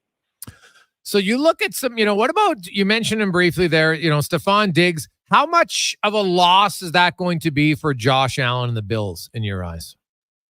It's certainly a loss in the short term in the sense of like Stephon Diggs, other than Josh Allen fixing his mechanics a couple of years ago, that was the biggest catalyst to, okay, the Bills are a Super Bowl contender, right? But I think they've done a really nice job this offseason of and it really started in the second half of last season of distributing the ball more and making it a more balanced offense, right? Like you look at, I believe Stephon Diggs' last 100-yard game was week 5 or 6 last season. So as the season wore on, and especially when Joe Brady became the offensive coordinator, they really worked in a lot of different guys, and they ran the ball more, right? Like this offense was more balanced. They may not have that number one guy that you think of like Diggs or Justin Jefferson or one of those guys, but Keon Coleman out of Florida State this year is going to be good. James Cook is really good. I really think Khalil Shakir is one of the most underrated receivers in the league, and with a full workload, I think he could be really, really good. Dalton Kincaid looks like a top 6 or 7 tight end at times. Like I do think short term, yeah, maybe like in those man-to-man situations where you need that one guy to win, they might suffer a little bit. But I think, and they got Curtis Samuel in the offseason too from Washington. I think they're going to play with a lot of balance and balance both running and passing the football and distributing the ball to all their weapons. We're breaking down a little fantasy football with Dalton Wasserman from Pro Football Focus. The Kansas City Chiefs have done a lot of winning as of late. They bring in Marquise Hollywood Brown, also rookie Xavier Worthy. Now, Rashee Rice came on in the second half of the season, no question. They had, the one category they led the league in last year was drops by their receivers, especially in the first half of the season. How much do you expect Brown or Worthy? Is there one of them you think is going to be more of a guy, or are they all still going to be number 2 behind Kelsey? They're all still number 2 behind Kelsey. As long as Travis Kelsey's healthy, he's going to be the prime target, right? He's just the biggest mismatch in football. But honestly, as we'll see about any suspension or how any of the off-field stuff goes. But I think Rashee Rice is actually clearly the second option on this team. He was, he was in the top 15 in yards per route run last year. He's in the top 15 of our receiving grade. He's just really probably last year became the quietest number 1 type guy in the league, especially as the season wore on. Look, Worthy and Brown, they're going to do excellent things taking the top off this defense. There's going to be times where you don't see them get, the big volume of catches, but they're home run hitters for sure. Obviously we've seen Brown for years when he's healthy. He's a speed demon. Xavier Worthy breaking the 40-yard dash record. I mean, it feels unfair for the Chiefs to add those type of guys when it was really the only thing they were missing on a team that won a trophy last year. But I think of all of them, Rashee Rice, as long as he doesn't have, too many off-field issues or suspensions or anything, I think he is actually their second best option still. Has there been anything new on that, or is that done? Nothing's happening there? I have not heard anything else on that yet, if there's any looming suspension or anything. I believe he's in camp and practicing, but I haven't heard about anything, going on from the league office or anything like that. Dalton, is there a team that wasn't a playoff team last year that you feel is poised to have a big year? I honestly think it's, you look at the talent alone, and there's some other factors in mojo that goes into these things, but actually I should say that there's 2 for me. One, the Bengals, who we've already brought up with Burrow healthy, but I think it's hard not to look at the amount of talent the New York Jets have. And I know they're the Jets and there's always something that goes wrong, but this, for the first time in the last half decade, they went out and fixed their offensive line, right? And I know that Aaron Rodgers' injury right as the season started was the big story, but it was because they didn't prep their offensive line to have a guy like Aaron Rodgers around. This year, you go and sign a guy like a Tyron Smith, a John Simpson, you trade for Morgan Moses. You use a first-round pick on Olu Fashanu as well. They rebuilt this entire offensive line. And honestly, it sounds funky because, everyone wants to blame Zach Wilson and all these things, but the Jets had the 3rd worst offensive line in football last year, and it just was not a functional unit. Now that they've gone and overhauled that, they have the weapons. You've got Breece Hall and Garrett Wilson and Mike Williams and all these things to work with, and a top 5, if not, some would argue the number 1 defense in football. You look at the talent on the field alone, if they're healthy, the New York Jets could make a lot of noise. Dalton Wasserman joins us from Pro Football Focus. Dalton, there's always questions. A young guy comes in. What's your expectations?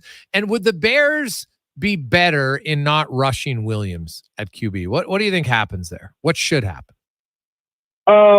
I think, look, I have no issue with them starting day one. They've got the weapons, and Bears fans have playoff expectations, right? Especially with a guy as talented as Williams comes in. I think the one thing, it's kind of intangible. They just need to show some patience, right? I just remember, for as much expectation as there is, he's still a rookie, right? It's still a new offensive coordinator. The Bears are not, they're not a perfect team outside of Williams by any means. They got some things to fix in the trenches. I just think a little bit of patience needs to be exhibited when it comes. Look, he's going to make his share of mistakes. He made a share of mistakes, especially last year at USC, right? And that was a flawed team too, that he couldn't quite carry, to get over the hump in the Pac-12 and, playoffs or what have you. But he's going to make his share of mistakes, as any rookie does, except maybe C.J. Stroud.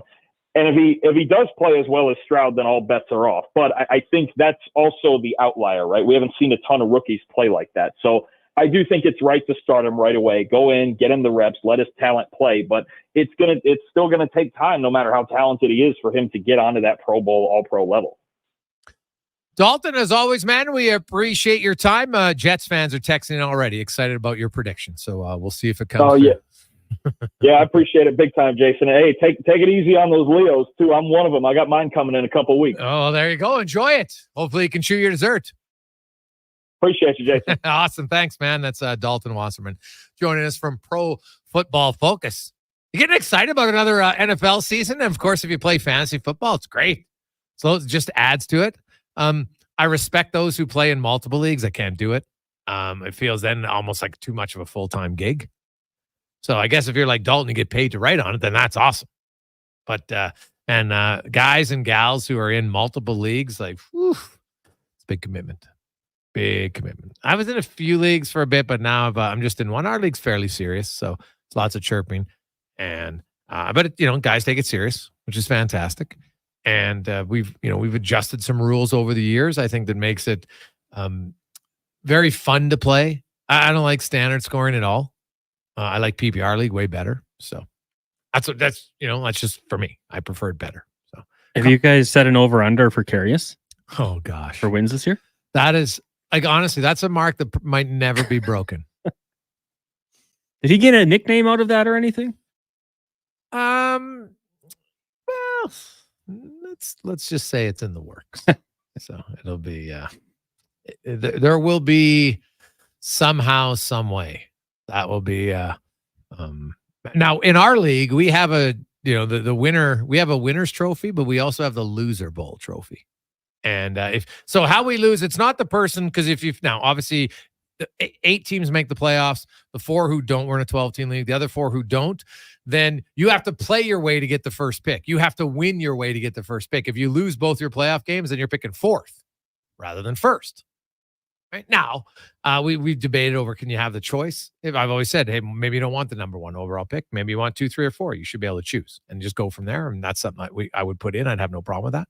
But the person who loses, because we have a big draft board and we get it from CBS, and we have stickers. So at the draft, where we all get together for the draft, we don't do it online. We all get together. We go golfing first, and then we go to one of our buddy Mark's house, and we have a big spread. One of our buddies' chef is a chef, so usually has like prime rib. It's unreal. Like the food is outstanding for the draft. But then you need somebody who has to, when you call out your name, somebody has to put the stickers on the board. And there's the sticker, and somebody has to run the clock. So usually the 2 worst losers who are in the loser bowl, right? If you win that, you get to pick. Do you want to be the sticker or the clock? Obviously, you'd rather be the clock person, right? Because the stickers, you got to, now you get an extra minute when it's your turn to pick. That's your punishment from losing. So that'll be him this season. So it's that's a record that might never be broken, because we play we have 16 games because we have a few weeks of doubleheaders. Right now with 17, you have one less doubleheader, right? Because there's 17 weeks in the season. Now we only play.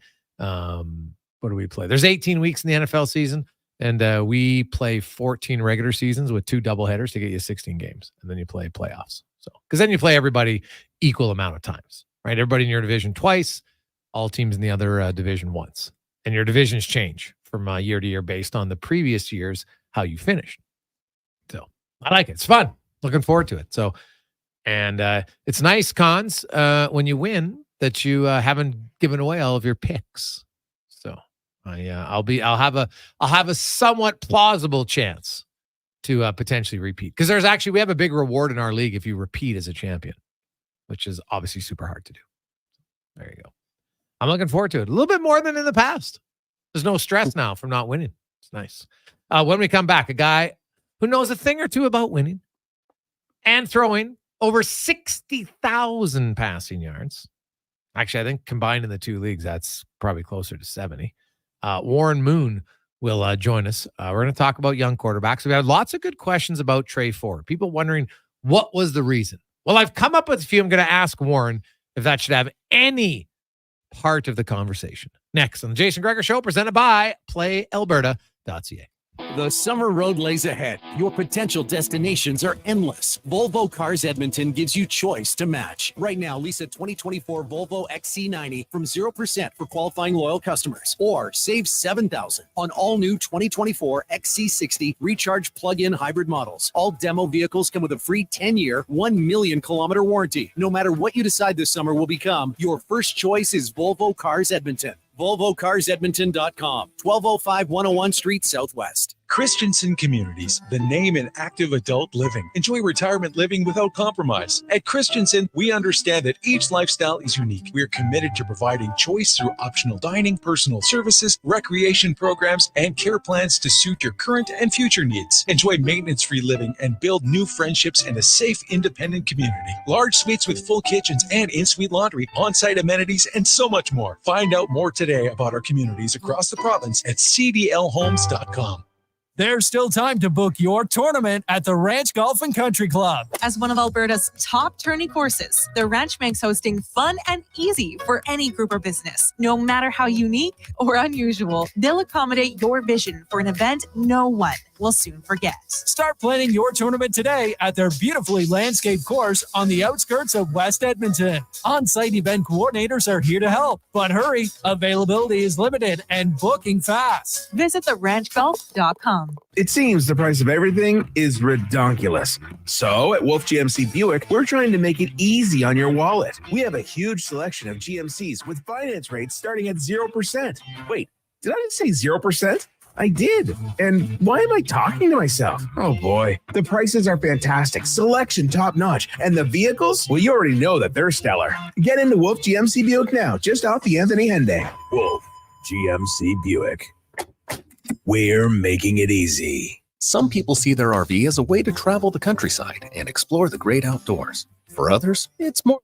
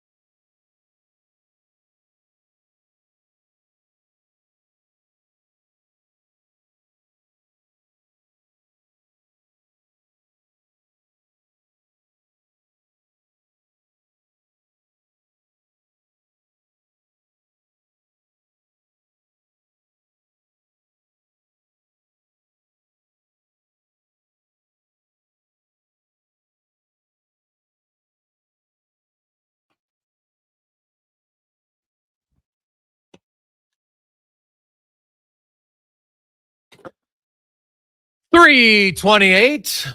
Welcome back. Sports 1440, Orders Nation, YouTube, and Facebook. It is the Gregor Show, as always, presented by PlayAlberta.ca, where you can get in the game. This summer, use the promo code SUMMER. Pretty easy. And you will get a free $50 casino play at PlayAlberta.ca. As our next guest, of course, is in the Pro Football Hall of Fame. Had an unbelievable career in the NFL after lighting it up and being a major part of the Elks' 5 consecutive Grey Cups. Ace analyst for a long time in the NFL, Warren Moon, joins us once again. Warren, welcome back to the show, my man. How you doing? I'm doing great. How you doing today? I'm excellent. I want to get your thoughts on a variety of things. I guess, first of all, how fun was it for you to get together with so many green and gold alumni to celebrate the 75th year earlier? Yeah, it was really a great time being back in Edmonton and seeing not only the guys that I played with, but, other guys that played in other eras like Damon Allen and Ricky Ray and Mike Riley. Just a lot of guys that I hadn't seen in a long time. So it's always great to get together with those guys and tell old stories and tell a lot of lies and have a lot of laughs. Now, Warren, obviously, you're an NFL analyst. The CFL season's going on, and you've always talked highly of your time here. I don't know how much you watched of Trey Ford last year. And I know last time I had you on your show, you had a comment that's really stuck with me since. And you said, I don't think there's a shortage of quarterbacks. I think there's a shortage of people who have the patience to want to help develop young quarterbacks.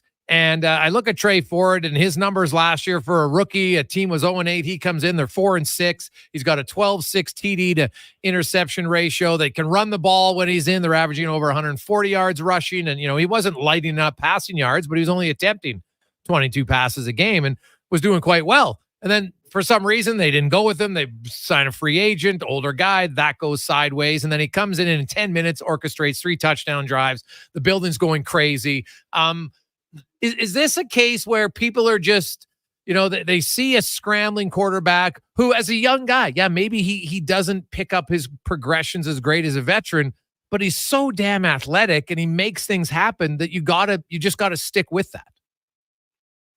Yeah, there's not a lot of patience up there. And like I said before, and I think a lot of it has to do with a lot of teams just want to have an American quarterback. They just feel like they have to have an American at quarterback, and the Canadian Football League quarterback doesn't get the respect that he deserves. And Trey has shown that every time he's gotten a chance to play on the field that he can get the job done, especially for a young player. And if you give him a little bit more of a chance to develop and to get experience, I think you'll see the best of him come out. So I just think they need to give him a chance, to play over an extended period of time, maybe 8 games or so. And if it doesn't happen in that period of time, then maybe you make another decision. But to keep, jerking him in and out of the lineup, that doesn't do anything for him at all. It doesn't do anything for his confidence. It doesn't do anything for his continuity or his experience of getting a chance to, see CFL defenses and know how to attack them. So I think they just need to do a different development plan with him, or let him go somewhere else where they'll let him play. Yeah, well, to me that would be foolish, wholeheartedly. But when you watch a guy like Warren, I was now you were one of the rare guys who could scramble, but also was a great thrower. And I don't know if you watched the game yesterday, but Trey Ford makes a play, and he's running to his left as a right throwing quarterback, and then pivots in motion and throws a dagger down the field.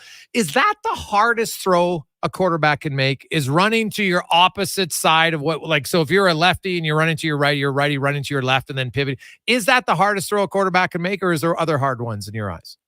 Well, there's other hard ones, but that's probably the hardest one without any type of, player hanging around you or something like that. If he didn't have any restrictions from a player hanging on to him, that's one of the hardest throws, going and throwing to your opposite hand. So if he can do that and he gets his shoulders turned the way he needs to and gets enough on the football and also have accuracy, those are great throws. And those are throws that change games, that change plays in games. And you got to have guys like that at that position that can make those game type changing plays. And it sounds like that's what that was yesterday.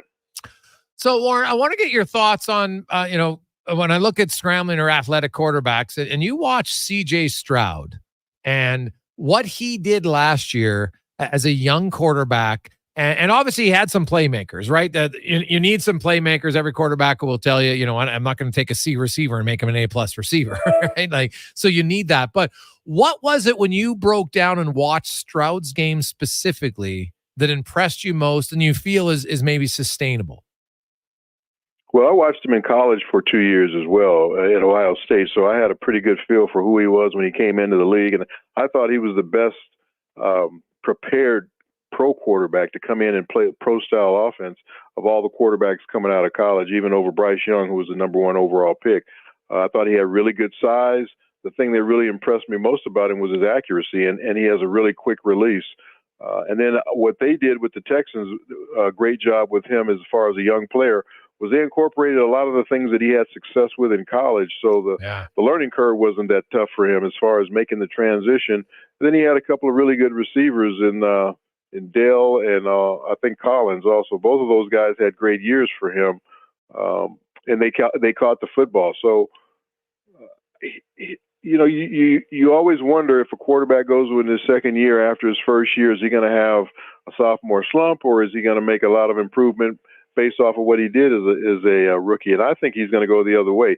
They do have a much more difficult schedule this year. Yeah. They had a very easy schedule this past season. So the schedule will be tougher because they won the division, but I think he's going to, make more strides, and he brings in another great receiver too, the kid from Buffalo. So, Diggs from Buffalo. So I think it's only going to be upside for him. You mentioned how they incorporated a lot of things that he was successful and comfortable with in college. And I'm like, oh my goodness, like if you draft a player, then you should build an offense around his capabilities rather than draft a guy and say, well, you got to play this way because this is what we do. And I'm sure you experienced that maybe in your career, seen lots of it. Like sometimes, coaches or organizations can get in their own way by being stubborn and thinking, well, I know better than that. Well, then don't draft a player if you don't want him to play a certain way. Yeah, and that was one of the reasons I had success when I came to Edmonton. They incorporated a lot of things that I did in college right away to go along with our regular offense. So I was comfortable doing all of those different things, especially throwing on the run at the beginning. And I became a much better pocket passer just from experience. But when I went to the NFL, of course, you come in there and there's an offensive coordinator who has a system, and he wants you to learn that system as opposed to looking at the things that you did successfully. So, you see that happen a ton, but you're also now starting to see more teams incorporate what a quarterback did in college because all these other quarterbacks are having success when they do that. Yeah. It seems so simple, Warren. How come teams still don't pick up on that? Because, like you said, they have their system, they have their way of doing things. Sometimes the offensive coordinator only knows that system. And that's what he wants you to learn, whether it's like the West Coast system that was so popular for so many years under Bill Walsh. Everybody wanted to run that and copy that because Bill Walsh had so much success with the 49ers, so everybody wanted to run that offense. Well, every quarterback can't run the West Coast offense because it's a very sophisticated offense. There's a lot of words, a lot of verbiage, and you have to have a really quick release and have to make really quick reads. But a lot of quarterbacks were asked to do that when they came out of college, and they weren't doing anything near that when they were in college. Warren Moon joins us. And Warren, that's what I hear some people about Trey Ford. Oh, he's not great at picking up his second and third reads. And I'm like, how many rookie quarterbacks are, to be honest? They really aren't. A lot of them get locked in on one, and maybe they can get to two. But the only way you get to that is by playing. And if you don't let the guy play and then let him see what he's doing right and what he's doing wrong by watching tape, he's not going to get better. So they've got to put him on the field. If they really think he's got what it takes for the long haul, they have to, first of all, teach him and keep developing him. And if they can't teach him, then they need to find a coach that can. When you look back in your career, Warren, you mentioned earlier on, they allowed you to be successful, throwing on the run. And that was something you were very successful at. You said just from experience, you got better in the pocket. And what can you kind of take us through that progression as a quarterback where I know the term happy feet, and I don't know if you like that term or not, but guys, oh geez, I got to get out of here quick. What allowed you to suddenly stay in the pocket more? Well, great protection for one. We always had really good offensive lines when I was in Edmonton. We had receivers that separated, and we were really good at timing. So I was really good at throwing the ball on time. When I hit my back foot, the ball was coming out of there. I wasn't holding it a long time. Okay. A lot of young quarterbacks tend to hold the ball too long, and then that's when they start getting into trouble. So I watched Wilkie do it a lot when I was there when I first got there. He was more of a pocket passer, and I learned from watching him, and I also learned from getting the reps myself in practice. So that's how you learn to be a better quarterback is getting the repetitions and getting a chance to play when the live bullets are being shot. Warren Moon joins us. So, Warren, in that sense, Caleb Williams and the Chicago Bears, what should they do in their offense? What plays do they need to run to give him the best chance of success? Well, they're going to run some RPOs, something that he was very successful with in college. I've seen them on some tape doing some of those things, but you can't make a living on that in college. I mean, in the pros, but you have to put some of that in there because he had success doing it. And then they'll do a lot of play action because they have a really good running back and running game. And then try and just keep things as simple as they can and build off of it. They don't need to throw everything at him at one time, especially if they expect him to start day one, which I think he is going to start day one of this upcoming season. So, yeah, just keep things simple, do things that he did in college to start off, and then just kind of gradually build off of that. And, Warren, what about guys who change teams and get new players? I know you didn't do it a ton in your career, but a guy like Kirk Cousins, what should we expect from him? Like, is Kyle, because Kirk Cousins, if you look at his track record, he throws a lot to his kind of top end receivers, which makes a lot of sense to me. Why wouldn't you want to get to your playmakers as often as you can? Do you expect a guy like Kyle Pitts, for instance, to really benefit from Kirk Cousins? Yeah, I think Kyle Pitts is really, I think you're going to see some of his best football under Kirk because he likes to throw the ball to the tight end, and they've underutilized their tight end there in Atlanta, and they need to use him more because the kid is really, really talented. He can run. He's got really good size, and he can run after the catch. But they just haven't had the quarterbacks there the last couple of years to really get him the football. So Kirk could do a better job of getting him the ball, and they'll really realize, what they have there. I think they drafted him as a top 10 pick, somewhere in the top 10. So they need to use him a little bit more. And whenever you're making transitions to another team, the more opportunities you can get to be with those guys, the earlier you're going to have success with them. And I went to different teams, but I always had success when I went to those teams because I got together with those guys early in the off season and tried to learn as much as I could about their personality, their route running, their body language, all those different things that go along with a receiver quarterback combination. So do you learn that from watching them run routes, Warren, and just passing to them, or just in conversation sometimes over dinner? All of it. You watch them when somebody else is throwing the ball to them. You watch it when you throw it to them. You watch tape of them. You also get together and find out what type of person they are. Are they the type of guy that needs the ball right away when the game starts, or is that somebody that can just go along and get the ball? Maybe he doesn't get his first catch till the second quarter starts. So there's different guys that need different motivations, and you just have to figure out those things as part of being a quarterback and learning what your receivers' strengths and weaknesses are. That's a great point, Warren. I don't think I've ever asked you this question, or a quarterback for that fact. Like, you have certain guys on your team that if they don't get involved early in the game, that maybe you lose them. They're hanging their heads. They're like, why is me? Whoa, I was open on that play. Why didn't you get me the ball?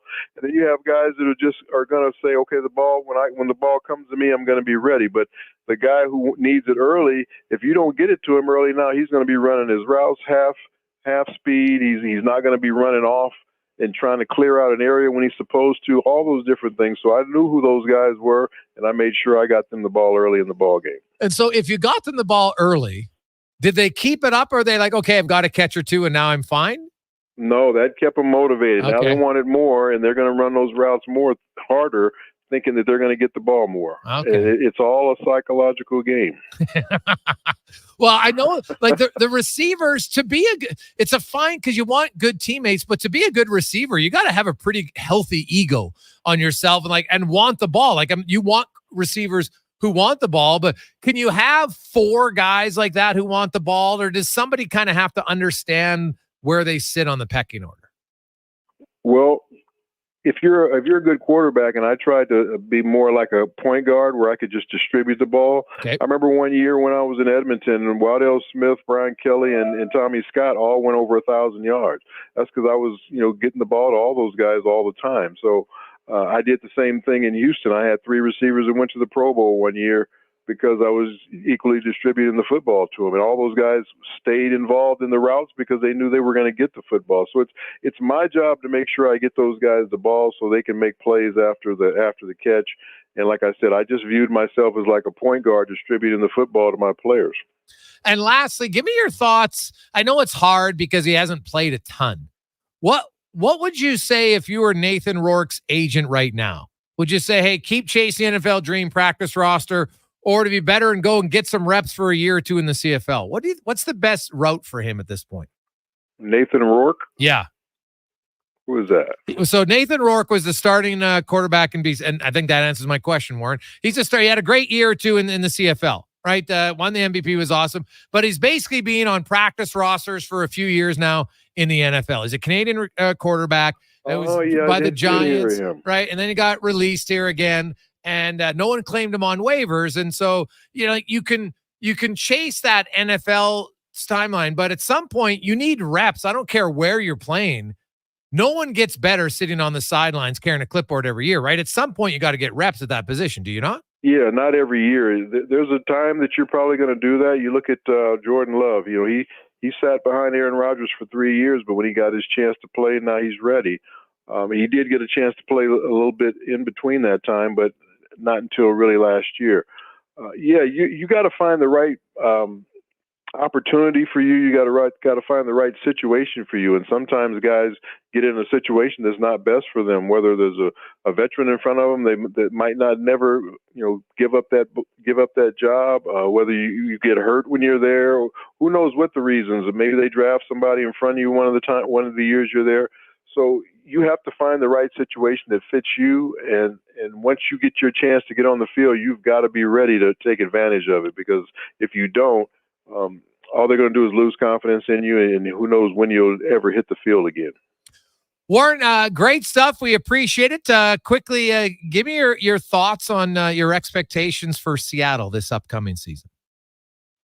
I think they have a chance to be really good this year. I think offensively they got a lot of weapons on that side of the ball, with DK Metcalf and Kyler. I mean, they make that Tyler, and who else? They just drafted a kid at Ohio State last year. I can't think of his name, but they have 3 really good receivers. If they can keep, Kenneth Walker, their running back, healthy, he's a top flight guy. Defensively, I think they'll be much better. They have really good defensive personnel, but their new head coach, Mike McDonald, comes in, I think, bringing in that defensive style from Baltimore. They'll be much more aggressive and much more confusing for different teams. So I think they'll play better defense, and that's what they need to do, is play good defense to go along with what their offense has the capabilities of doing. Geno Smith has got to have another big year, and I think he's ready to do that. So this team has a chance to be a 10-11 win season. Warren, great stuff, man. I appreciate it. Thanks so much for your time.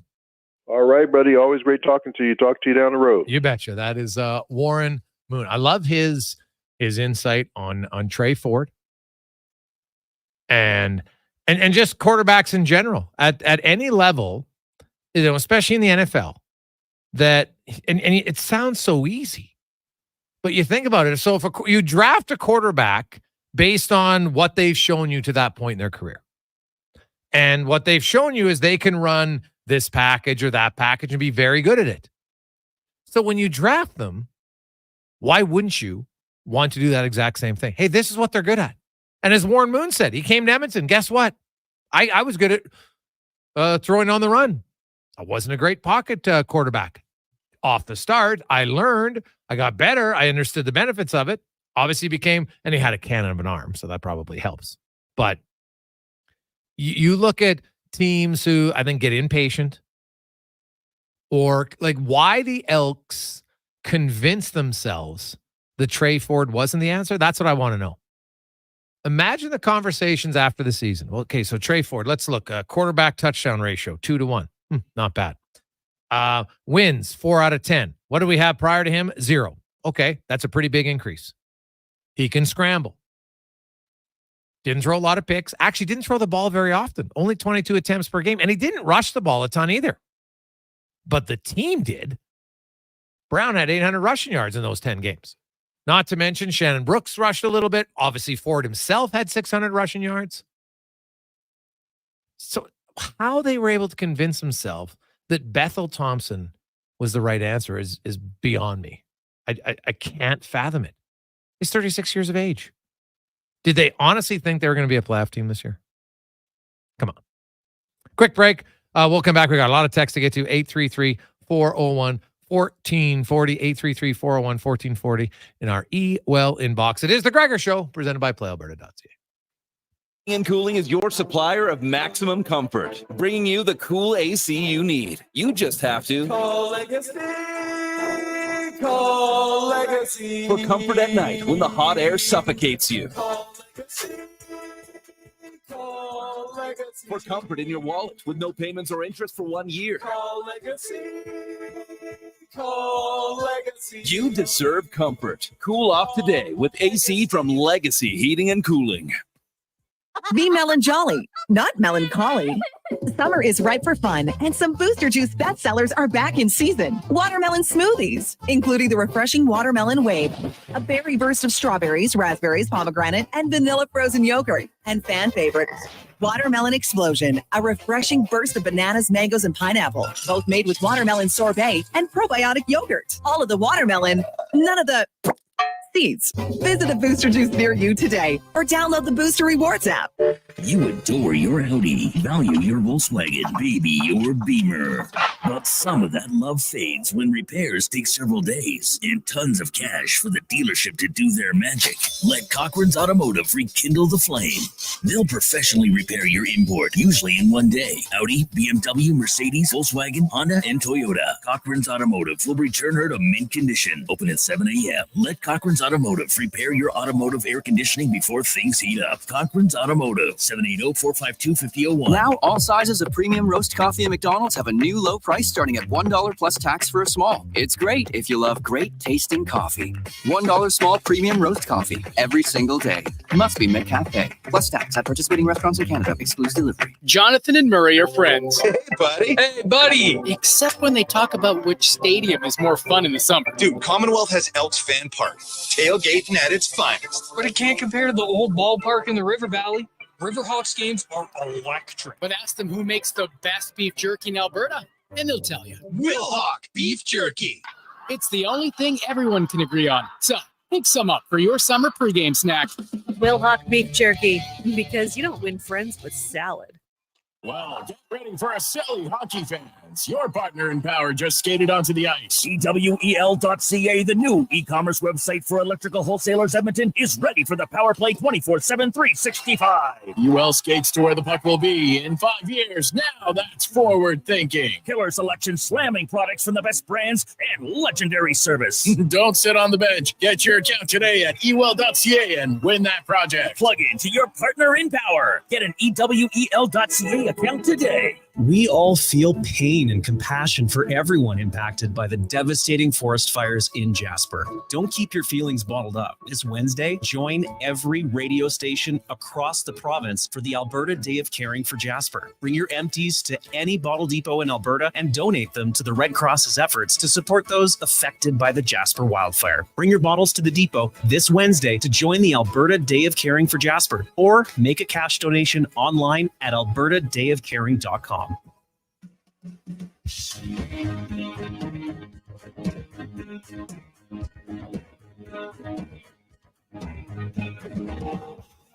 Must have dreamed 1,000 dreams. They only by a million screams.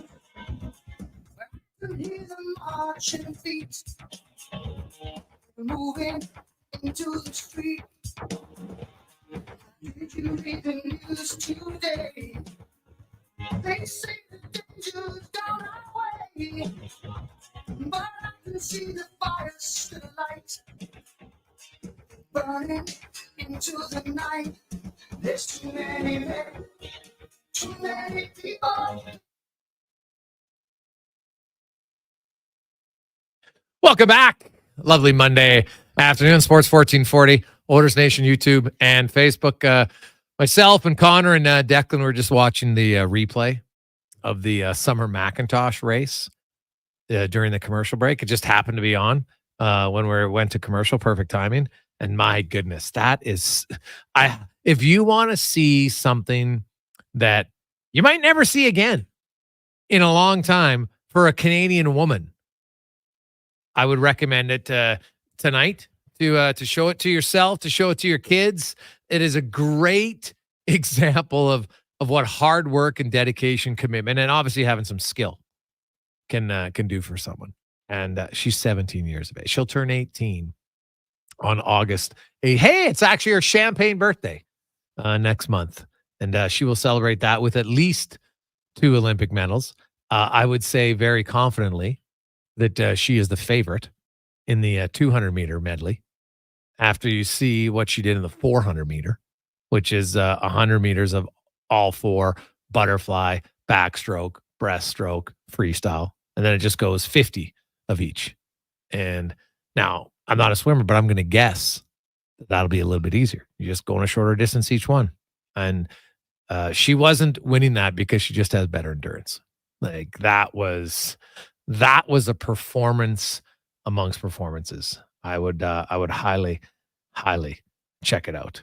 We got a lot of texts, 833-401-1440. Hey boys, Warren Moon is one of the greatest QBs of all time, perhaps the best of his generation, who mastered both leagues. Excellent discussion with the Eskimos #1. Thanks from Mark. I always like having Warren on. Gives us great insight into that position. And I just like how honest he was. He goes, hey, I think the Canadian quarterbacks gets disrespect in their own league. And because people are like, well, we got to have an American. Well, just because. Well, why? How about play the player who's the best player? Like think about last season. For 8 weeks, they actually believed that Taylor Cornelius was a better quarterbacking option than Trey Ford.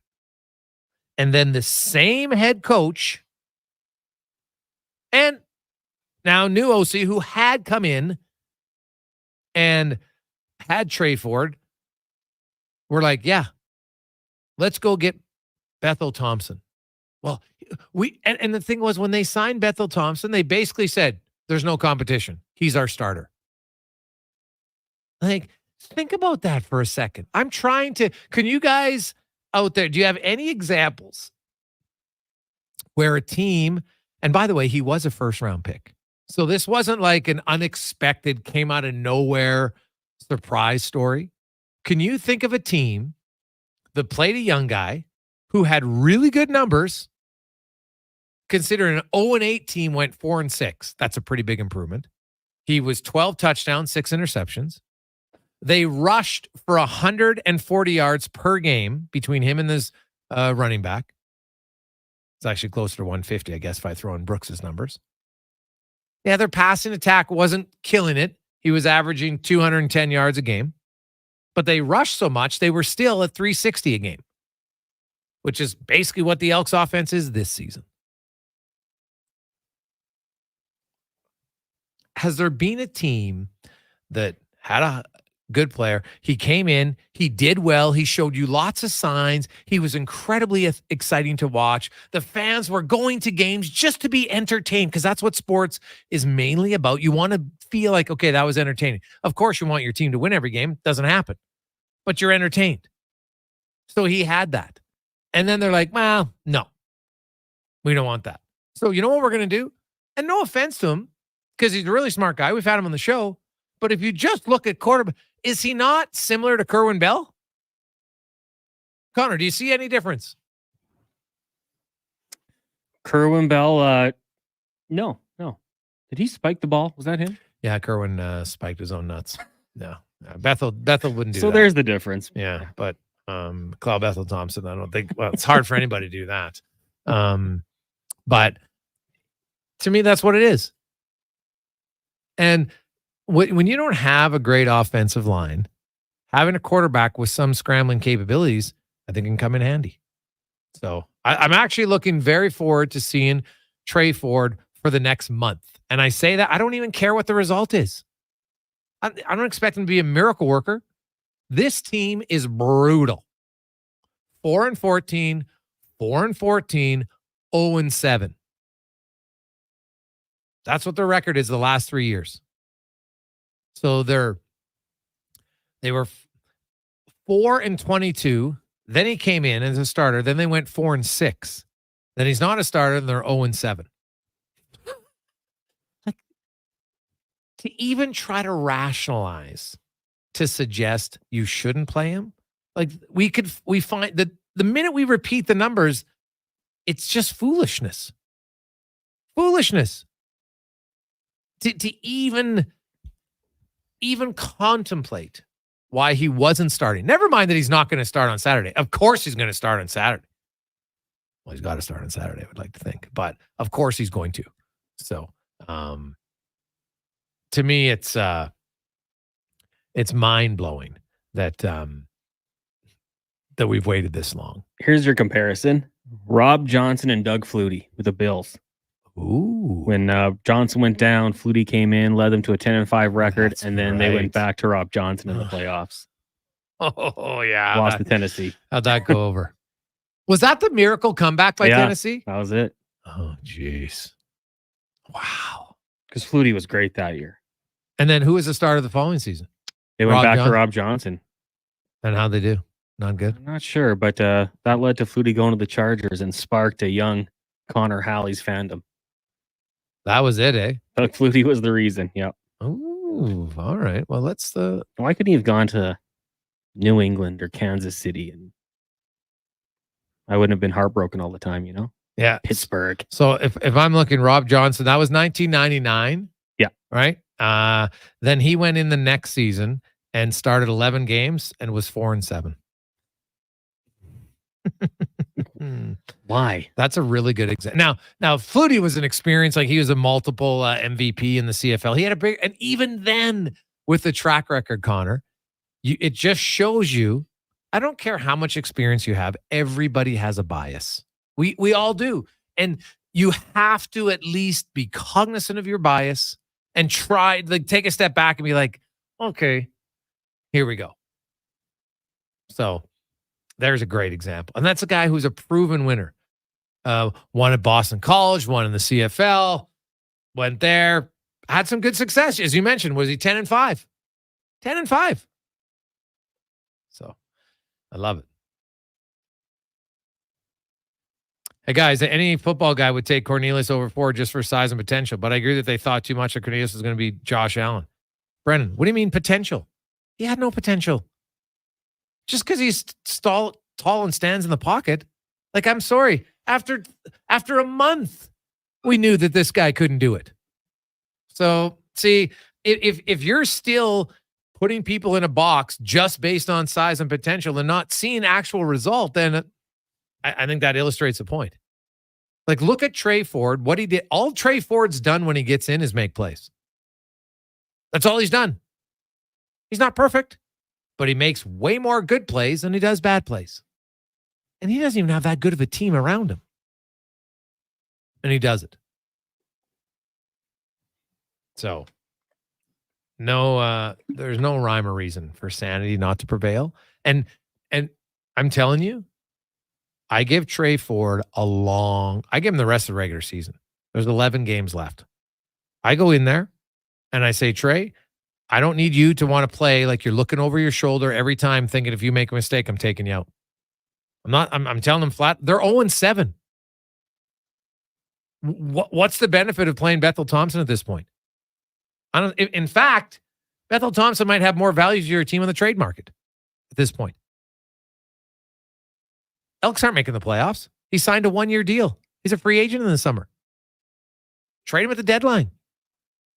Right? Let him, and you know what? If you're Bethel Thompson, you should be applauding, hoping for it. If you believe in yourself that much. Now the question is, which team would take him? Can you think of a team like I looked at Hamilton last game? No. Drew Brown, it's not just the Elks he rips up. Did you see him crush the Stampeders on the weekend? So he's not going there. He's not going to BC. Now, Winnipeg's not having great success right now, but they've got Strevlin, they got Collar, so I can't see him going there. The only option maybe is if Saskatchewan's young QB struggles here and Trevor Harris is not coming back. They might say, hey, here's a guy who can give us a safety valve. That's the only team I can see. I guess maybe Toronto, but nah. We're still waiting to see what happens. Is Chad Kelly only getting 9 games? Is he getting longer? What's happening there? But Saskatchewan might be the only option. And they might only do it just as a precautionary once they find out that maybe Trevor Harris isn't coming back. So we'll see. Let's get to the con man and a Sports 1440 update brought to you by Albatross Roofing. And they are hiring. If you're experienced, and do you know, this will be the easiest one. Do you have experience with torch on roofing? If you do, you are qualified and you get steady industry-leading wages and full benefits. Apply at roofingalbatross.ca. This is a Sports 1440 update. 17-year-old swimmer Summer McIntosh claimed the first gold medal of her young career today with a dominating victory in the 400-meter individual medley in Paris, adding to the silver she picked up in the 400 freestyle. She's got a big schedule coming up, including 2 more individual races, the 200-meter butterfly and the 200-meter individual medley. Earlier today, 28-year-old Krista Taguchi won Canada's first ever Olympic gold medal in women's 75-kilo judo. Nathan Zomber-Murray and Rylan Wines won bronze in the synchronized 10-meter platform. Women's basketball, France beating up on us 75-54. Next up, Canada will face Australia on Thursday before closing out pool play against Nigeria on Sunday. Canadian boxer Wyatt Sanford made his Olympic debut with a dominant win over Bulgaria's Radislav Rosanov in the men's 63.5 kg round of 16 earlier today. And rugby sevens, the Canadian women fought back to defeat France 19-14 en route to the semifinals. Minnesota Wild signed second-year defenseman Brock Faber to an 8-year contract extension with an AAV of $8.5 million. Major League Baseball today, the Jays, they're in action, but they did trade Justin Turner to the Seattle Mariners for AA outfielder R.J. Schreck. He was a 9th-round pick out of Vanderbilt in 2023. On the diamond, the Jays did lose in game 1 of their doubleheader to the Orioles, 11-5. The two teams will meet in about 30 minutes once again out in Baltimore. You also have the Yankees in Philly. Reds host the Cubs. Mariners travel to Boston. The Brewers host the Braves. Royals up against the White Sox. And the Astros taking on the Pirates. And the Edmonton Stingers will wrap up their regular season tonight down at the hangar, taking on the Winnipeg Sea Bears. Tip-off set for 7 o'clock. Coming up in hour 3 of the Jason Gregor Show, we'll be joined by Oilers Nation's Wanye Gretz, and Ben Steiner will join us to talk a little Olympics from CBC Sports. I'm Connor Halley. This has been a Sports 1440 update. Sports 1440, Stingray radio station. CKJR broadcasts from West Edmonton Mall and Wetaskiwin. Download the free Stingray music app and listen wherever you go. Excavators, loaders, lifts, compaction equipment, and more. Find the XCMG construction equipment you need. Available for rental or sale at Japa Machinery Group. Japa, helping build Alberta from the ground up for 50 years. Visit japamachinery.com. Rule number 116. In Waterton, walk with a lean. The wind will always prop you up. Summer in Alberta has its own set of rules. And if you're looking to add a little extra fun, Play Alberta has it all. Use promo code SUMMER to snag a $50 casino bonus for casino, instance, and live dealer with your next deposit. Get ready for promotions throughout the summer to help you make the most of those sunny Alberta days. Because we all know they don't last long enough. Bonus terms and conditions apply. Albatross Roofing and Construction is hiring experienced flat roofers and sheet metal fabricators and installers in Edmonton. Must have SBS modified bitumen experience and valid CSTS certification. Enjoy top wages, benefits, and career growth. Apply at roofingalbatross.ca. Join their expert team today.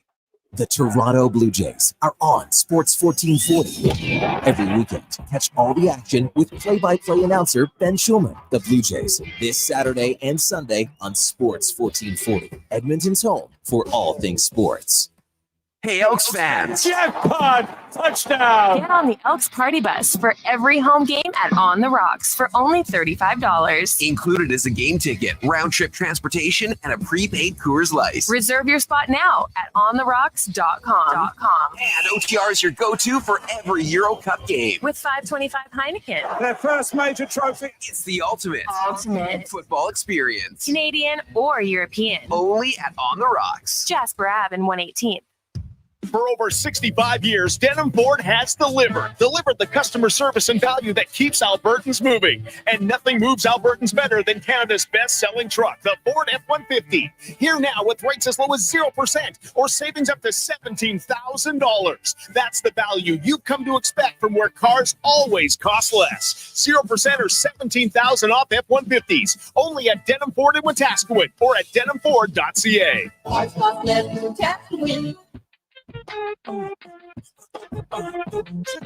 the music up in the headphones. Tell me you can go and brush your shoulder off. I got you. Yeah. If you feeling like a pimp, go and brush your shoulders off. Ladies is pimps too. Go and brush your shoulders off. This is crazy, baby. Don't forget that boy told you get that. Turn on your shoulders. Probably you with the young. Be locked by the force, trying to hustle some things. That go with the Porsche, feeling no remorse, feeling like my hand was forced. Middle finger to the Lord, and grip him away. Said the ladies, they love me. From the bleachers, they screaming.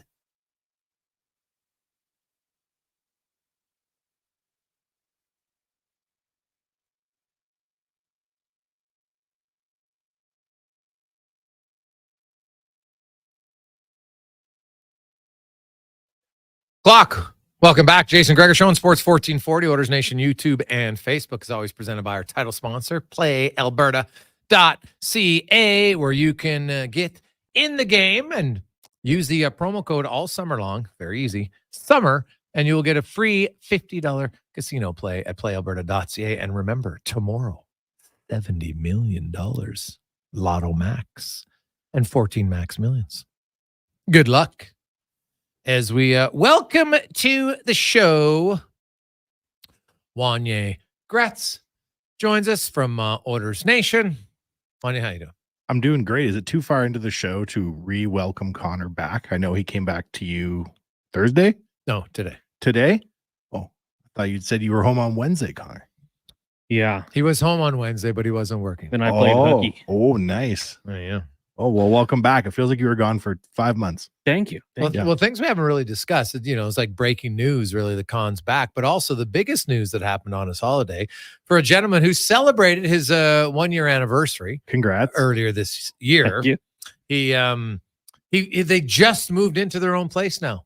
Finally, out of the nest into marriage life all alone for the second time.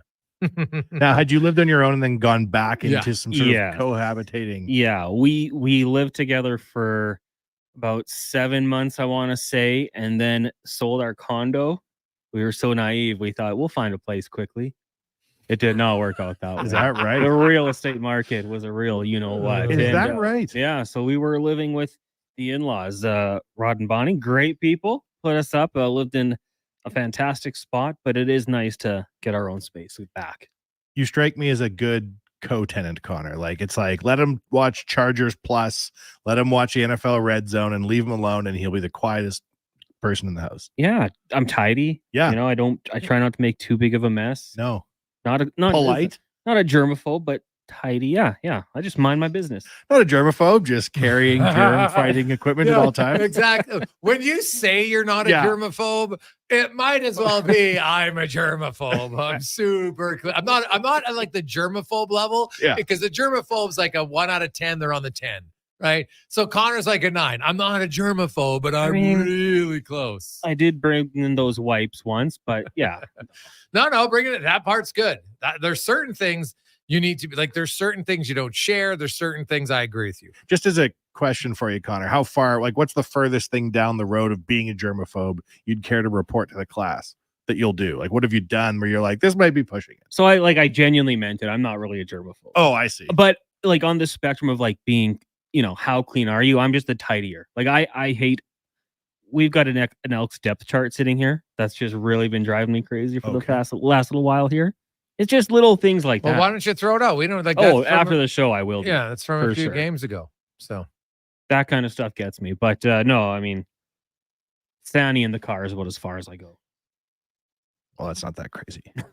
Good heavens. I got a few texts coming in our UL inbox. Hey, Greg's a ranking of mediocre pocket QBs. Kerwin Bell, David Archer, MBT. MBT might be third on that list. Well, David Archer threw for 6,000 yards one year in the CFL. Like, you know what? Now, in Edmonton, if you're talking about his time as an Elk or as a member of the Eskimos back then, valid. It did not work out very well. He did have, like, David Archer's sideline temper tantrum might be the best. Now, Jay Moss had some, but his were more comical, I found. Archer's was because Moss would just, you know what, he was high strung, and that's what he would do sometimes. And you'd see his teammates chuckling, whatever. The one time when he lost the battle to the Gatorade bottle, that one was pretty funny. But I like David Archer. Anybody who remembers that in the 90s, he was that was not a good time. It was Kay Stevenson and David Archer. It was it was a forgettable time in green and gold folklore. Not very memorable for many, but yeah. Like MBT's 36. He showed me some signs of okay, and I don't want to blame all the losses on him, but the fact is he's older, he's not as athletic, and he hasn't helped the team win. Flat out, at the end of the day, it's about winning. And so Trey Ford won games when the defense wasn't great, but you know what Trey Ford did that helped the defense? He kept the offense on the field because they would run the ball, they would pass the ball, they would run the ball. So even if he only, marched it down 40 or 50 yards, because there were so many running plays mixed in, the clock is running longer. Now your defense is resting more. So then you come on, you're fresher. Look at yesterday in the heat and those two extended long drive, quick out, boom, Hamilton's rushing down the field. You get fatigued. It's a fact, right? It matters. So that's what Trey Ford, when he's coming in, there'll be 2 and outs. I'm not saying there won't be. There'll be some 2 and outs. No question about it. But he was able to extend drives more, and that allows your defense to be more rested. So that's how I think in a roundabout way he could help it, because it's Trey Ford time. There's no question. It shouldn't even be a debate. He should be the starter for the rest of the season. I don't care what he does in Saskatchewan. He's my starter. Mild silver lining with the Elks this weekend that I saw is that this west tailgating section they're running, unbelievable. Oh, yeah. People were having the time of their lives. No mention of score, no mention of record. And I saw so much stuff on social media from this west tailgate area or something. Unbelievable. You've never been to it? No. What is your problem? Get outside the box. If I'm moving to something like that with a 3-year-old stuck to me, I'm not going to the tailgate to look at all the fun I could be having. Oh, well. I'm on the other side of the stadium. No, that tailgate, it's great. You just unbelievable. Walk through it. Everybody's friendly. You mix up. They got hot dogs and anything, burgers, what you name it. They got it in there that I've seen. Child friendly. Oh, yeah, there's lots of kids in there. Oh, I thought it was like a Buffalo Bills mafia type situation. No one's breaking tables. Oh, there's probably a few people that are, having a few, for sure. But I saw a lot of kids in there. Okay. Right? Like there's the live band on stage right in the corner of the parking lot. They got the whole stage set up out there. So it's supposed to be a fun atmosphere where it's entertainment is more than just about between the whistles from start of the game to the end of the game. And I think that's what they've done very well in regards to. I think there's a waiting list. So if there was a way to expand it, I think they should. Waiting list for what? Like a stall? Yes. Really? Oh, yeah. It's sold out. That is interesting. Mm-hmm. Now, do those people go inside the stadium during the game? Yes. They don't stay outside and keep it going? No, they're football fans. Like they go for both. Like now I can't say just 100%. I don't stay out because I go in for the game. So I can't say for certain. If there's some people that are like, yeah, we'll sit this one out. We're having too much fun out here. They might. Like I know because I went to the Riverhawks game yesterday. And so we waited, and then son wants to go in the field afterwards. So by the time I got out of the Riverhawks game, I got to the Elks game. I think we missed like the first 2 minutes of the game, not a crazy amount, but there were still people coming from the tailgating section as we were coming in, and there were still a few in there. So how long do they stay? I don't know. But most of them are pretty big football fans. So, they come there. They've been there for 2 hours, and now they move inside the stadium. Do they fire it up after the game? I don't want to comment 100% on how much they do. They haven't won a game yet this year, so that might play a factor in. I wonder. I thought now my memory, and maybe I'm delusional on this, but I was pretty certain last year after one of the games that Trey Ford, because they finally remember they lost 8 in a row to start the season, and they won, and their first home win. I thought it was after, but I could be wrong. If I maybe have my games mixed up. Somebody out there who's a tailgater, let me know. But some of them do it. I don't know if it's to the same extent, but I'm sure there's some that go back out there. I'm sure they would love nothing more than have a post parking lot game day celebration of a victory. Well, I respect those Elks fans. That's a good time. If you can have a good day or a good afternoon when the team's not necessarily playing all that great, you've earned it when they come back into the winning form. Yeah, for sure. Guys, Trey Ford not only sparked the Elks, he sparked every fan in the building. I'm telling you, that was the most excited I'd been in a long time. Play him, please, from Paul. You're not wrong, Paul. You're not wrong. Other news and notes, if you missed it, Canada, 2 gold medals today. And, of course, the day's events are done for the night over in Paris. So today, which is officially, I guess, day 3 of full competition and medals, Canada now has 2 golds. First ever gold in judo. First ever medal we had in fencing, a bronze on the weekend. Eleanor Harvey. We had our first ever. This is the time where I can say we because it's Canada. I feel like I know I'm not competing, but it's like we as the Canadians, as a country. First ever bronze medal in synchronized 10-meter platform for the men in Rylan Weens and Nathan Zombor Murray. We had Krista Deguchi getting that gold in women's judo, and Summer McIntosh, who got a silver in freestyle 400-meter on the weekend, picks up a dominating gold medal today in the 4-meter medley. She still has the 200-meter medley to go. Declan was telling us the 400-meter, that's her specialty. She's the world record holder, and she didn't set a world record, but she dominated today's race, and I would think she's got a pretty good chance. Now, it's a very different race because it's shorter distance. So if you dominate at one, you might not be able to make up as much time. Conversely, if you're not as strong in one, lose as much time. So it works both ways. But I would think that summer is just, this could be the summer of summer. Whew. 17 years of age. Her champagne birthday, Wanye Gretz, will be August 18th next month. Is it your 18th birthday, your champagne birthday? No, it's like, whatever your birth date is, like if you're 29, your champagne birthday is your 29th. Is that true? Yes. Well, I don't know. I didn't see you at the yacht club. I'm not of your set, clearly. Dude, I only learned that a few years ago. And then I was like, what? People talk to me like I was an idiot. And I was like, oh, I guess everybody knows it. But basically, they say your champagne birthday is whatever day of the month you're born. So it sucks if you're a young kid. Like if you're born in the 2nd or 3rd or 4th, you're not really celebrating it. But now what if you're an older fellow like myself, perhaps not old, but somewhere in the middle ground, and it's like my champagne birthday times 2? Is that valid? I guess if you wanted to, right? You get 2 champagne birthdays in your life? So you're saying if you're born on the 20th, could when you turn 40, could it be your double champagne birthday? Well, you can make it whatever the hell you want. Some people have birthday weeks, so I don't think there's any rules, but your original champagne birthday is usually the day, whatever day you are. So if you're on the 25th, then you're when you turn 25, that's your champagne birthday. So in the case of Summer McIntosh, she turns 18 next month. She already has a silver medal and a gold medal. She finished 4th the last Olympics when she was 14, for goodness sakes, in 2021, which is crazy. So that's a remarkable start to her young career. I don't think it should be your champagne birthday if it's 2, 3, or 4, Gregor, because I don't think that toddlers should be drinking. Well, it doesn't say you have to drink champagne, though, on your champagne birthday. Like, do you really like champagne? I don't know. I haven't won a cup yet. You've never had champagne like at a big event? I'm assuming if I have some crazy win, say a Stanley Cup win that I felt emotionally I was involved in, and I'm chugging that champagne, that would be a different champagne. Yeah. Like, I don't even know what's the best champagne out there. I don't even know.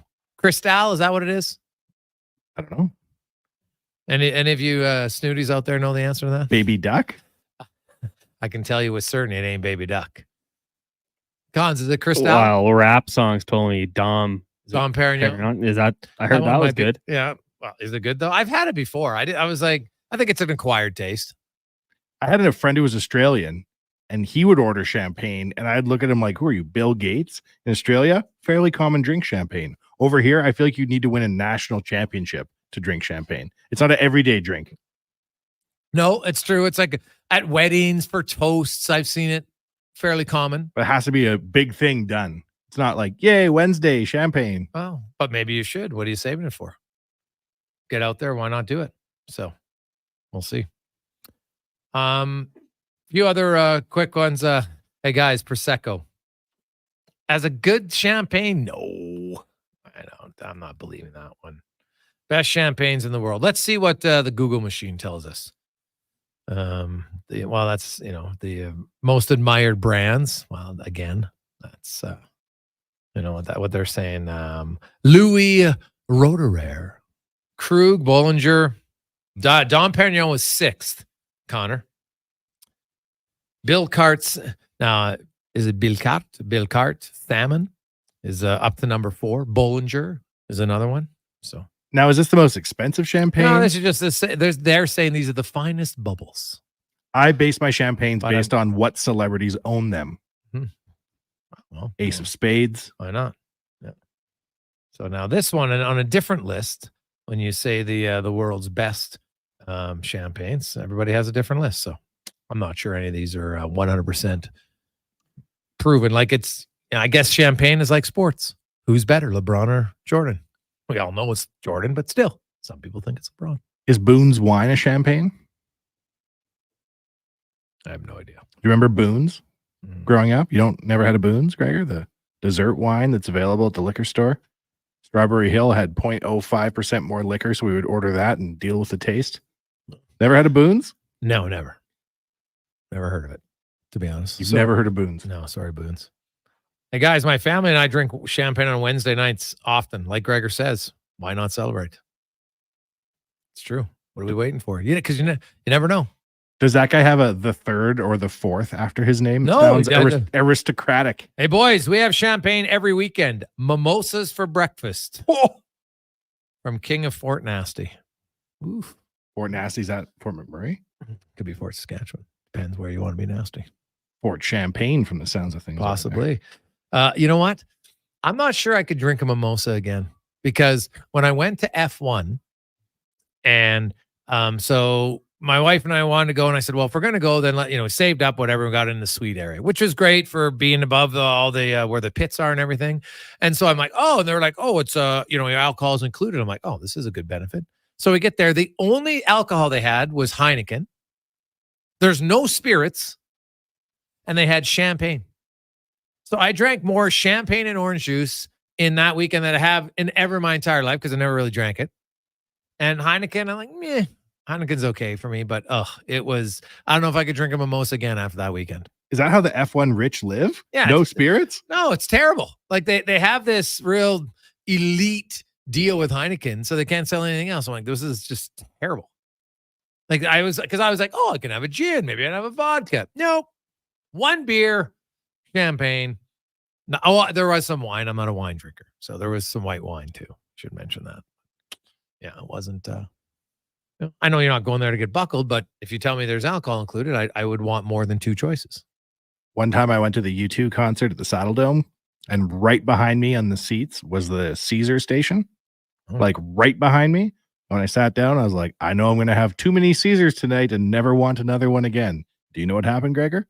I had too many Caesars. Yeah. They were too close to my seat. Yeah, well, discipline. I would never drink it again. 4:27. We'll take a quick break. We'll return. We'll get to, there's lots of hockey talk going on. Also some football talk. We've discussed it, I think maybe ad nauseum. I think we all agree who should be the starting quarterback come Saturday night in Saskatchewan. But it's been a historic start for Canada. Will it continue? We'll find out next on the Gregor Show, presented by PlayAlberta.ca. Turn on the tap and water comes out. You press the handle and flush the toilet. Living in our modern world, we sometimes take for granted or don't even think about all of the services and conveniences that are around us every day. But GS Construction does. Right under your feet, there's a whole network of underground infrastructure that needs to be built and maintained in order to have these basic services. GS Construction has been laying the groundwork for your community for 50 years. Find out more by going to gsconstruction.ca. I'm Colin Livingston, president of Cantork. Since 2016, we've been at the forefront of hydraulic torque wrenches in Canada. I'm delighted to share our latest venture, in-house production for quicker turnaround, superior quality, and heightened versatility. Experience excellence at cantork.com. The job isn't done until the last load is hauled, and having a semi-trailer out of commission is not an option. Whether replacing or adding to your convoy, Edmonton Trailer has a huge inventory of new and used semi-trailers, trusted by the gravel, logging, oil field, fluids, and freight industries. Find a trailer right for you online or at one of their 3 locations. For sales, service, parts, rental, and finance, when you're in it for the long haul, Edmonton Trailer. Now, all sizes of premium roast coffee at McDonald's have a new low price starting at $1 plus tax for a small. It's great if you love great tasting coffee. $1 small premium roast coffee every single day. Must be McCafe. Plus tax at participating restaurants in Canada. Excludes delivery. It's the Brick's 53rd birthday bash, and you're invited to join us. We're kicking off the celebration with fabulous 5-day deals from Thursday to Monday. Take up to $920 off sofas and sectionals. And all week long, check out amazing deals in every department, like up to 25% off dining and bedroom furniture. Buy more, save more. Up to $300 off select major appliances. Some exclusions apply. See in-store for details. The Brick, saving you more. Portions of this hour brought to you by Papa John's. The Cheesy Burger Pizza is back. Beef, slicey dicey tomatoes, dilly pickles, ooey gooey cheese, and burger sauce. Grab it while it's here for the summer for $18.99 only at papajohns.ca.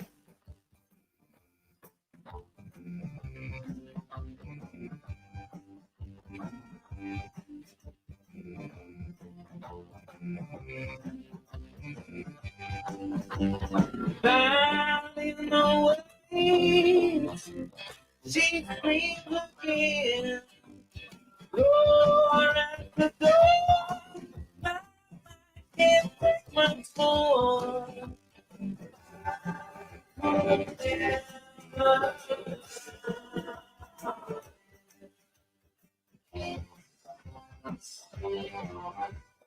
$4:30. Welcome back. Sports 1440, Oilers Nation, YouTube and Facebook. Jason Gregor, Wanye Gretz with you. Connor Halley, of course, back in the big chair after some time off as we get to our Olympics report, brought to you by Volvo Cars, Edmonton.com. When you think service and sales, they're the gold medalists of that, as they are 13-time Excellence Award winner in sales and service. Volvo Cars, Edmonton.com. As we are joined by Ben Steiner to talk some Olympics, and Ben, we have to start, unfortunately, with the soccer talk and the drones and Ben Priestman, who originally said, well, I didn't really know about it, but I'm going to pull myself out of a game because, and then it finds out the next day from Rick Westhead that indeed she knew more than led on in the original piece. So having conversations with a lot of people, I found the punishment was pretty harsh for the players who seemingly had nothing to do with it. And they punished them more than they necessarily punished the soccer federation. Yeah, well, pleasure to be on with you guys. And it was a pretty significant punishment to Canada. You know, the 6 points, suspending the 3 coaches, including head coach Bev Priestman, of course, Joey Lombardi and Jasmine Mander as well. And a hefty fine to the Canadian Soccer Association as well. And, you know, the financial struggles of Canada Soccer are well documented at this point. But it's the 6 points that they were deducted that is really the killer here, or was at least supposed to be the killer, because if Canada wins against Colombia, they're through. But there's also an appeal that they've brought to the Court of Arbitrations for Sports Ad Hoc Division at Paris 2024. So there's potential for this to be, cut back as well. Now, when I would assume that they ruled on it very quickly to give them the 6 points. So will they rule as fast as far as hearing the appeal? They'll have a decision before the game on July 31 against Colombia. Okay. what likely happens is that game kicks off at 9 p.m. local time in Paris, and the decision will come around 1 p.m. is what I'm hearing in terms of Paris time. So the players will be on pins and needles waiting for that decision because, if it's even brought down to 3 points, then, Canada's probably already through with what they have in the 6 points that they've earned, but sit on 0 points. So if they can get up to 3 points, we're likely talking about them topping the group potentially, even with just a draw. So that is going to be a decision that comes down by latest midday before the kickoff. Okay. Well, yeah, if it gets down to 3, they'd already have 6 points and they already beat France head to head. So I would think their odds of winning would be quite good. But like, what about long term here for Canada? How deep do you think this has to go to find the people that were responsible for this to no longer be a part of the organization? Yeah, I'm not sure how much is still left within the organization, to be honest. When you look at, the Canadian women's national team coaching staff, I think, especially because they're not appealing the suspensions, I would bet that Bev Priestman is probably done with the women's national team. There's potential that the players want her back, and Kevin Blue, the CEO and General Secretary of Canada Soccer, would probably listen to the players of wanting her back, and she would serve her suspension or potentially appeal it down the road at some point. But in terms of where the problem is rooted, I think it comes from John Herdman's era, to be honest. And of course, he's not with Canada Soccer anymore; he's at TFC. So I wonder whether there's potentially FIFA punishment coming towards John Herdman at some point, but that's something that we'll see in the next little while. Everything's very focused on the fast turnaround of this Olympic tournament, and I think that's why Canada didn't appeal in terms of the coaches as well, because they wouldn't have wanted the coaches to be reinstated, but the 6 points to stay. They just wanted to appeal the 6 points, which is the most important thing at hand. It's hard to speculate what other people would be doing, but I'm just trying to understand, like, what would you be hoping to see in drone footage of a practice of another team? Like, what kind of information would you be trying to gather? There's not much, to be honest. I mean, like, I've watched a lot of these training sessions, at least, the way it works, you get to see the first 15 minutes and then media gets kicked out. But there's been times that I've seen pro training sessions even where, they're going through every day and drilling and tactics throughout a season. And, you don't see much that you can apply to a game, at least nothing that's going to give you a massive advantage of any sort, especially when you're a team as good as Canada with the talent that they have. You don't necessarily need that advantage. And that's why I do think that some of the players wouldn't necessarily have known. I don't buy that all of them didn't know, but Canada's a good enough team to win games against some of the best teams in the world without the maybe 1% that you get from watching practice footage. Man, what about the victory over France? Like with everything swirling around, that's one thing, but France are on their home pitch. They're the number 3 team in the world, and that play by Janine Becky in overtime to, on backtracking to steal the ball. And then eventually she gets that, they move it up the field, and 2 touches later, boom, it's in the net. With so limited time left. That's one of the best individual plays at a crunch time that I've seen in a long time. It's good. I do think that an important part that a lot of people are missing is if she controlled it on the first touch, she wouldn't have had to put in that effort. And could have saved potential time there and gotten the Canadian attack a little bit earlier. Canadians were in, attacking positions that they could have quickly moved into an attacking threat. So I do think, that play might be a little bit blown out of proportion, but, the Canadian team just as a whole, especially in that second half, they were playing pissed off. They were playing aggravated and passionate as well. It wasn't exactly, the beautiful game. It was the, hard-nosed, elbow grease Canadian style that we hadn't necessarily seen in a little while. And they were getting to every ball first, even if they didn't initially win the first ball. They were getting to the ball second then. And, it pays off. And hopefully we'll see, a similar effort throughout the rest of the tournament because, in some ways it seems like a bit of a team of destiny at this point. It's shaping up to be the summer of summer as Summer McIntosh starts Saturday with the silver. Today she wins a gold medal and absolutely dominates the field, winning by 6 seconds in the 400 medley. It was an amazing performance by a young lady who doesn't turn 18 until next month. It's outstanding. I mean, she is the story of the games for Canada and, basically in the pool as well. It's her, Katie Ledecky, Ariane Titmus. Of course, we saw them in the showdown in the 400 free earlier in the games, and she gets the gold medal in the 400 IM today. She's a name that we're going to be talking about for a long time. You know, if projections and plans go to plan, she'll become Canada's most decorated Olympian and pass Penny Oleksiak at some point in LA 2028 when the swimming's going to be at SoFi Stadium in front of 30,000 people, including, I bet, a lot of red and white, considering the games would be back in North America. But she is a very composed, sort of built different athlete. You know, she enjoys the sport of swimming. She doesn't get the pressure to her. You know, I've talked to her a few times, and she is, you know, pretty dialed, pretty relaxed. You know, there was expectation that she would win the gold medal here today, and she managed to do it. But even after, you know, she's happy. But it's kind of the standard she sets for herself. You mentioned that race, and she finishes in between Titmus and then Ledecky, and then Titmus loses today to her fellow countrywoman. You know, and Ledecky's had an unbelievable career, but you know, age catches up to everyone at some point. Looking at, you know, Canada now moving forward. First of all, you know, we got our first ever medal in judo, a gold medal. You know, from maybe, no, I wouldn't say. Well, she went in obviously as one of the favorites, so it's not like it's a surprise per se, but it's a surprise for Canada in the sense that we've never had a gold medalist in that discipline. In the next few days, Ben, who are some names other than Summer McIntosh that we should be watching closely? I think are going to have good performances, potentially getting on the podium. Yeah, well, one to watch in the next few days is, you know, the women's soccer team that they'll be competing to get out of the group. But the women's rugby sevens team earlier today beat France, and it's forming a nice little, you know, rivalry in the team sports of Canada-France. But they're into the semifinals, and they play Australia in the semifinals tomorrow. And if they win that, they're playing for a gold medal tomorrow as well. So, you know, women's rugby sevens, that goes on tomorrow morning. And that's kind of the main focus for me in terms of potential medals in the next couple days. Kylie Mass in the 100-meter backstroke as well. She hit the podium in Rio and in Tokyo. She's won a bronze. She's won a silver.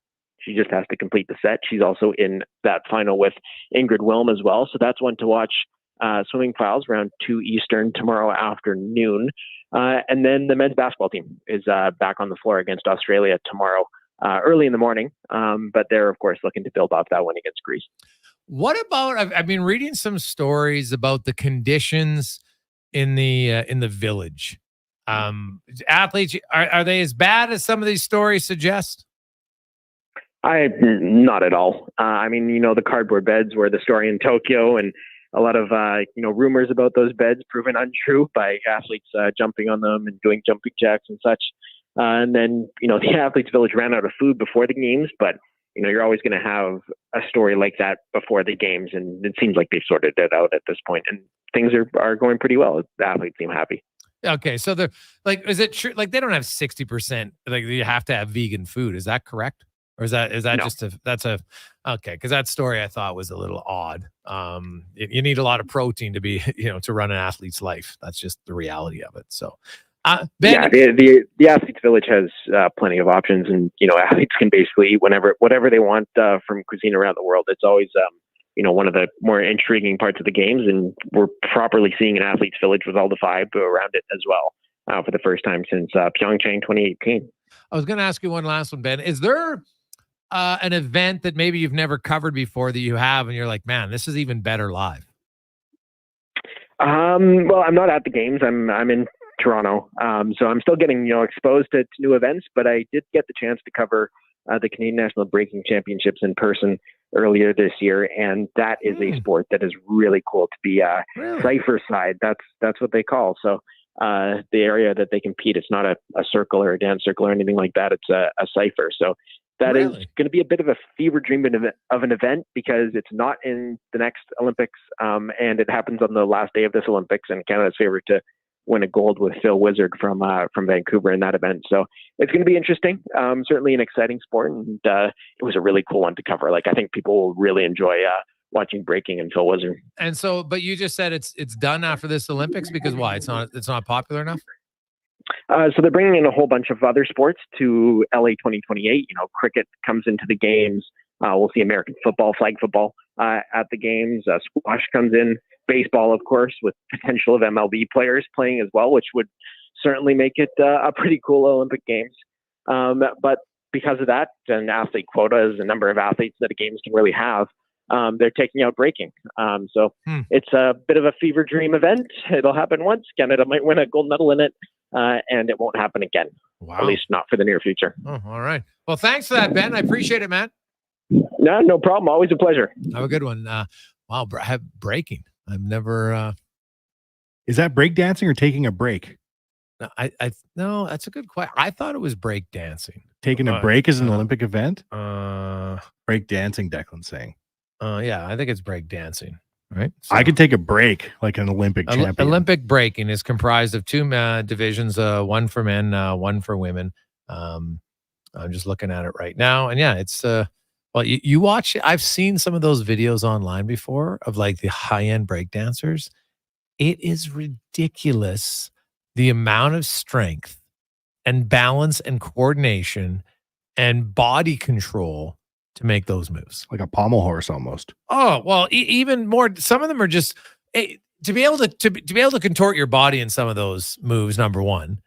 But then, like, how many people can, you go on like your forearm and then it's put all your weight in your forearm and then you're bouncing your body off and then they come, I'm just like, what? Like, I've watched it. You never watch any of those? Sometimes, I'm bored, I'll go down like a 5-minute rabbit hole on Instagram. And because I found like if you click on one video once of something, then that's all you get for like the next 3 days. And so I do remember clicking on one. I was like, I'm going to watch one of these once. And I watch these guys, they come sliding. It's like they do a break stand on their chest and then they're up. And I'm like, what is going on here? Like, it's pretty impressive to watch for me anyway, because obviously I have no ability to do any of it. So I always find the events that I know, like I couldn't even come close to even trying it, I have the utmost respect for.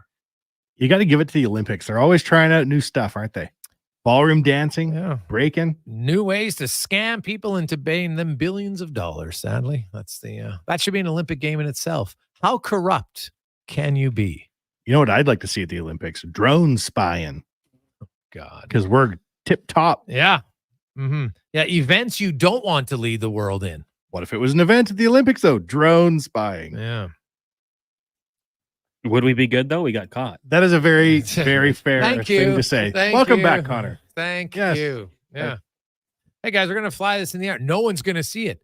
Oh, is it see-through? No, it's black. You just, it's going to wear around, but it doesn't make much noise. Did they fly a second drone with the first drone to see where it landed? Like, was there a moment where they like bust into a room and there's Canadian coaching staff sitting there? Yeah, is the person controlling the drone just standing outside the facility in the practice? The person walks out the door. Hey, is that your drone? No. I just have this is my PlayStation controller in my hand. Like, oh my goodness. Like, I'm sure it was the ultimate amateur hour. What are they trying to see though, Gregor? I don't get what they're hoping to see. Dude, to me, I can't even rationalize why you would do it. That's what I don't understand. It's soccer. Watch the games. Like, you might try a set play here or there, but you're gonna see it somewhere in a game, and a lot of it is just reacting. People, you want them to know their position. Like, you got some set plays here and there, but not a massive amount. Maybe off of a free kick, and that's what they were looking for. It's the only thing I can think of. Like, it's such a ridiculous risk to take. Like, the reward to risk there is so low, and it's just embarrassing that they got. Like, it's embarrassing that they did it. It's not embarrassing they got caught. It's embarrassing that they did it. It's kind of embarrassing they got caught. Well, no, to me, I think it's good they got caught. Now they're embarrassed. That's because you don't ever like getting away with stuff. But there's a certain thrill to getting away with stuff. Say like ineffective drone spying. No. When I was younger, I shoplift. I'm not proud of it, but I did it a few times. So I get that. But I was throwing them like, 5-cent piece of gum. You took 5-cent piece of gum? A few of them, yeah. Hockey cards, really. Remember the hockey card with the gum in it? Oh, yeah. Oh, yeah. To get the gum? Yeah. Like I do, I can tell you exactly which store. Like, I didn't do it very loud, but that's why I know exactly which store they took it from. The Max, which is now right across the street from the Leduc High School. It was in the same strip mall. There was a Taco Time and there was an Odyssey. So my apologies to whoever ran the Max store back in 1980. That would have been, I was 10. So yeah. What is that? Yeah. 83. You just give up on the formula? Yeah. You just give up on the math on that? Nah, it was just too stressful. I didn't want to be a shop. I didn't want to be a professional shoplifter. Couldn't do it. My co-founder at The Nation who you know, Jay Downton, once got caught in this very mall stealing a Rita McNeil Christmas CD for his mom. A Rita McNeil Christmas CD. And they're like, sir, you have the money on you to pay for this. He's a junior high student at the time. Oh. But what would Rita McNeil say? That's what we said at the time. Oh, my goodness. What did his parents say? Well, they weren't happy. And Rita McNeil was not happy either. No. Oh, man. He couldn't go back to the mall. Yeah, how would they enforce that? Mall security? Yeah, but they would think they're going to have a picture of every junior high kid who got caught shoplifting Next to the Rita McNeil But Christmas? you just do it to say it because then the kid's scared to come back. I get it. I think now they would be able to tell. But if you wear a hoodie and walk in, like, I don't know. Are they allowed to have facial recognition just walking around the mall? Oh, yeah, 100%. This is a very high traffic place. They can do whatever they want. Oh. Keeps me safe, keeps you safe, keeps the Rita McNeil CDs on the shelf. Yeah, that's true. If there's any left. Well, let's take a quick break. Try to get back on track here on the Monday edition of the Gregor Show, presented by PlayAlberta.ca. Rita McNeil, that's unreal. Christmas. Now, all sizes of premium roast coffee at McDonald's have a new low price starting at $1 plus tax for a small. It's great if you love great tasting coffee. $1 small premium roast coffee every single day. Must be McCafe. Plus tax at participating restaurants in Canada. Excludes delivery. We've finished construction of our gamma radiation containment facility. Is it up to code? Is it going to be safe? Sounds like a job for the men and women of Action Electrical. Testing team reporting. We test your commercial operations using tools like infrared to ensure safe operation. Trust us to prevent potential calamity before it strikes. Facing an electrical menace? Call the men and women of Action. Operating throughout Alberta at actionelectrical.net. Mr. Rooter sends his daughter to university. You're sure you don't want to go to plumbing school? No, Dad. I want to be a civil engineer so I can plan the sewers. What a dreamer. I have a surprise. Your dad, Mr. Ruda, is going to pay your tuition. Oh my gosh, really? Here you go. Oh, coins. Why are they so dirty? Well, it's every coin I ever snaked out of a toilet. You're welcome, sweetheart. Ugh, for an A-plus plumbing experience, call Mr. Rooter. Are you an expert in flat roofing or sheet metal fabrication and installation? Albatross Roofing and Construction wants to hire you. Candidates must have SBS modified bitumen experience and valid CSTS certification. Enjoy excellent wages, benefits, and career progression. Submit your application at roofingalbatross.ca today. Does your bank do local? We do. When you bank with Vision Credit Union, you're banking with a rural Albertan cooperative that cares about the community where you live. There's no question. We actively support our rural communities at the local level through charitable donations, volunteerism, local team and event sponsorships, and by returning millions in profit shares to our members every year. Does your bank do that? We do local. Bank with Vision Credit Union. VisionCU.ca. Some people see their RV as a way to travel the countryside and explore the great outdoors. For others, it's more like a summer cottage. Sure, it's got wheels, but that doesn't mean that you have to roll it around all the time. And I know someone who uses his RV exactly like this. It's Rick Showers from No Bull RV. Hey, Rick, when was the last time you hooked up your trailer and took it somewhere? Been years, Bob. You just leave it in one place? Well, you have to see our campsite. It's near Seba Beach. There's lots of privacy. It's a heavily wooded area, but very close to the lake, with full water and electrical hookup.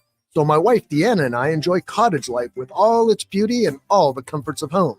And the RV you use as a cottage, did you buy it new? Bob, what are you, nuts? I can happily find you an RV as nice as mine. Got dozens of them on the lot right now. And Deanna and I are living proof that you don't have to pay new RV prices to live the dream. And that's No Bull. NobleRV.ca.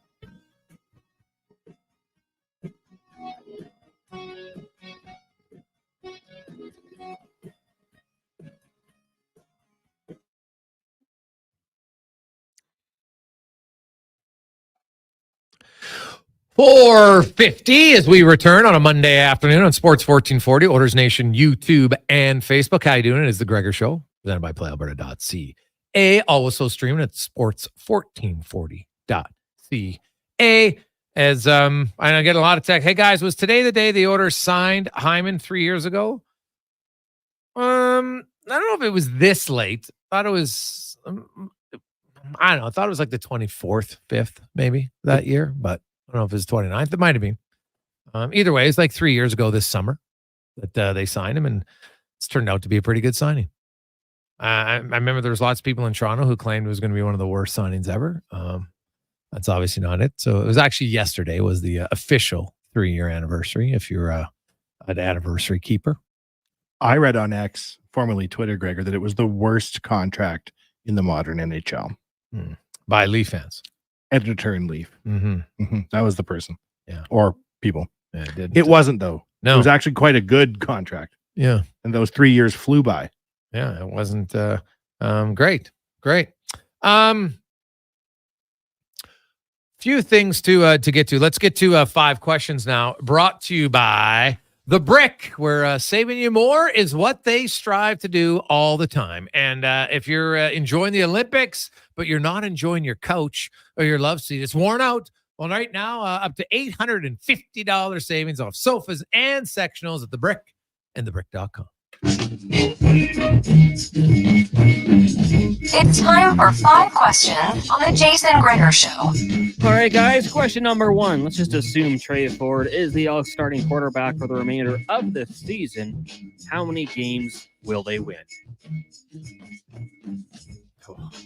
Well, I'm looking at their schedule. They have 11 games left. They're playing Calgary twice. They're playing Winnipeg twice. Both of those back-to-back, funny enough. I'm going to say the Elks 11 games. Well, first of all, do I believe he's going to start all 11 games? That's probably my first question. And that would change my answer. But I'm going to go with sanity and assume that they see that, yes, he should be. But I will say, sadly, Elks fans, I'm going to say 3. I was going to say the same thing because Trey in Trey Ford means 3. And that was going to be my thought process. Question number 2. Brock Faber got a nice little payday today. 8 years with the Minnesota Wild, an AAV of 8.5. My question to you guys, in his next contract, how much more money will Evan Bouchard make on an annual basis? Is it crazy, Gregor, to think that Bouchard might make $12 million a year? Yeah, he's not going to be the highest paid defenseman in the league. How much money do you think he'll make in his next contract? Oh, I thought he might get 10. 10. It's better than I thought. 12. No. That's what I read on X. Used to be Twitter. No. I think 10 is probably the max he would get at this point on a long-term deal. All right. Question number 3. Trade deadline tomorrow in the majors. The Jays today traded Justin Turner. Is there any player on the team, could be multiple, that you would not move out of Toronto? Yeah, I'm not trading Vladimir Guerrero. There's no reason to trade him. The Jays wanted the Jays. They got a lot of money. There's no reason for them to give up on that talented of a young player. Who are you going to replace him with? That's better. So him for sure. And there's quite a few others, but he would be at the top of my list. Got to reward a fan favorite too, right? Especially if you're going through the depths of it. I agree. Question number 4. I saw on Oilers Nation that Connor McDavid got married over the weekend. If you were invited, what would you bring as a gift? Thank you for citing Oilers Nation as where you saw that. They've been very stingy with the photos so far, Gregor. Very as stingy. they should. It's private. It's a private matter. Well, they also sold the rights to a magazine. Yeah. Well, then I guess so they want to control which part gets out. They want to get that bag. Nothing wrong with that. All these dresses didn't pay for themselves. I guess not. What would I get them? Has anyone thought to give the bride and groom matching Connor McDavid jerseys? Has anyone thought to give a pink one to Lauren and an Oilers one to Connor? What do you get for the people who have everything? Connor McDavid jerseys. Yeah, you know what? I would go with probably a rather simple gift. Something that any couple, I don't know, I don't think it matters what, if you're middle class, upper millionaire, 100 millionaire class. People like a nice dinner on a GC where they're not paying for dinner. So I would give them I'd find out from someone one of their favorite restaurants, and I would give them a gift certificate to that restaurant. Frozen Hungry Man dinners if they stay home? No. We got a griddle, and it was one hell of a gift. I'm just going to say that. A griddle? Yeah. Make some French toast, pancakes. Ooh. Haven't really gone off of those two things yet, but all right. I'm just saying that might be where I lean. Well, you know what? Seriously, just because you're ultra rich doesn't mean you don't need the basics. Yeah, that's it. I'd get on that ice bath, Connor, but he's already got one. He's staring into the woods already. He doesn't need another ice bath. Guy that has it all. Final question for you guys. I saw this pop up on X.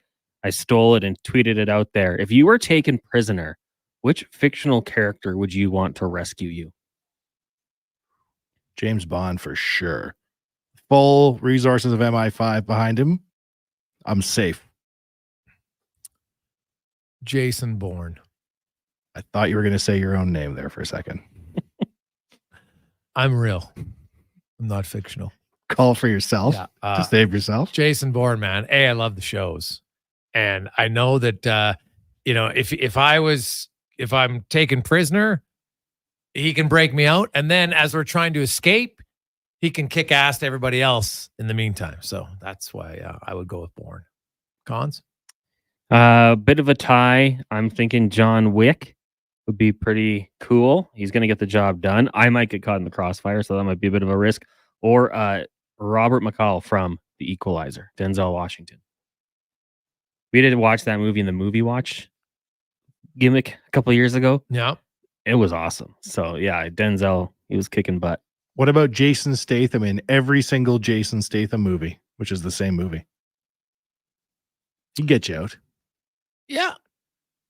Possibly. But he's not a character. Jason Statham's a real person, so you have to pick his character. Wow. I didn't say Matt Damon. I said Jason Bourne. I wouldn't want Matt Damon to come save me real life. He's an actor. Well, that's why I want Jason Bourne. I see. Mm-hmm. Fictional. Yeah, that's the key word. Fictional. So. Someone said Liam Neeson. Again. Present day? But they meant like Taken. I don't know his name in that. If I'm not his daughter, does he really care? An elderly man? It's very true. That is very true. What was his name in the movie? Brian or Byron, one of the two? Brian Mills. There we go. I saw Taken, the first one. It was good, but then I know the daughter and then it was his wife, and I get it, but there's only so many times. It's like, what if you're that much of an ass kicker? Why do people eventually someone say, well, why are we bothering with this guy's family? Like, there's lots of other people we could take, and we're not going to, lose and have them not give us what we want. So I probably would have pivoted away from the Mills family. We got to leave Liam Neeson alone. He'll get all of us in the end, they'd say at the meeting. Totally would. Not a guy I would mess with. Not at all. Hey, guys, what about off the board? I'm going Jessica Rabbit. Oof. Or Pam Anderson's character from Baywatch. Laura Croft. Oh, Laura Croft. Oof, that's a good one. Yeah, that's a good one, actually. I can respect that. I'd tell all the kidnappers, just you wait till she gets here. Yeah. You're all in big trouble. Yeah. Well, I guess if I was going that, I probably should have went with Celine Dion? No. Well, she was at the Olympics. I thought fictional characters. She's very Which real. part of the fictional aren't you? You really seem to be missing out on the key part of this question. I can't think of a fiction. Celine. Kate Beckinsale. Underworld. Oh my goodness. Yeah. That's the real. That's the only Celine that matters. Celine Dion gets you out of a few jams. No, she wouldn't. She'd snub us like she did Struds. She snubbed Struds? Now we don't have time. We don't have time to get into it again. Struddy's going to get very upset, so we'll just move along. We'll take a quick break. We got Kevin Woodley. Some questions about Skinner with Kevin Woodley and Spec and more. But first, let's get to the Con Man and a Sports 1440 update brought to you by Albatross Roofing. They are looking for experienced flat roofers and sheet metal fabricators. Must have experience with SBS modified bitumen roofing systems. Apply at roofingalbatross.ca. This is the Sports 1440 update.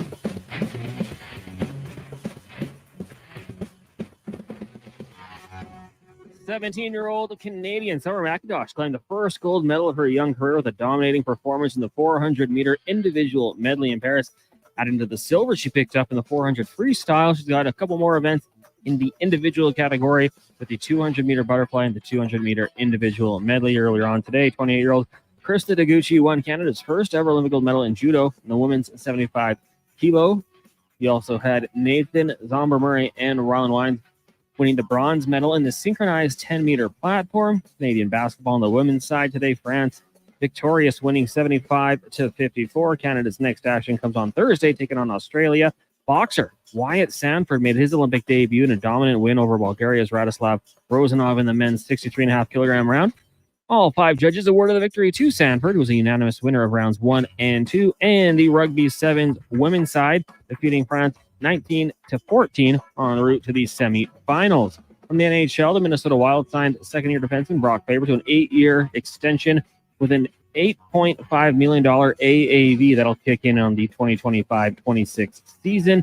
In the majors, the Jays sending Justin Turner to the Seattle Mariners for AA outfielder RJ Schreck. They are on the diamond, or were earlier. They fell to the Orioles 11-5 in game 1 of their doubleheader. Game 2 of the doubleheader currently delayed out in Baltimore in the top of the first. Elsewhere, Guardians lead the Tigers 3-0. The Yankees on top of the Phillies 3-0 as well. And the Edmonton Stingers wrap up their regular season tonight, hosting the Winnipeg Sea Bears. That'll get going at 7 o'clock. Coming up in hour 4 of the Jason Gregor Show, we'll be joined by Mark Spector of Rogers Sportsnet and Kevin Woodley from In Goal Magazine. I'm Connor Halley. This has been a Sports 1440 update. Sports 1440 in West Edmonton Mall and Wetaskiwin. CKJR is a Stingray radio station. Download the free radio player app and listen wherever you go. Rule number 37. Elk Island mosquitoes don't believe in personal space. Keep bug spray ready at all times. Summer in Alberta has its own set of rules. And if you're looking to add a little extra fun, Play Alberta has it all. Use promo code SUMMER to snag a $50 casino bonus for casino, instance, and live dealer with your next deposit. Get ready for promotions throughout the summer to help you make the most of those sunny Alberta days. Because we all know they don't last long enough. Bonus terms and conditions apply. The summer road lays ahead. Your potential destinations are endless. Volvo Cars Edmonton gives you choice to match.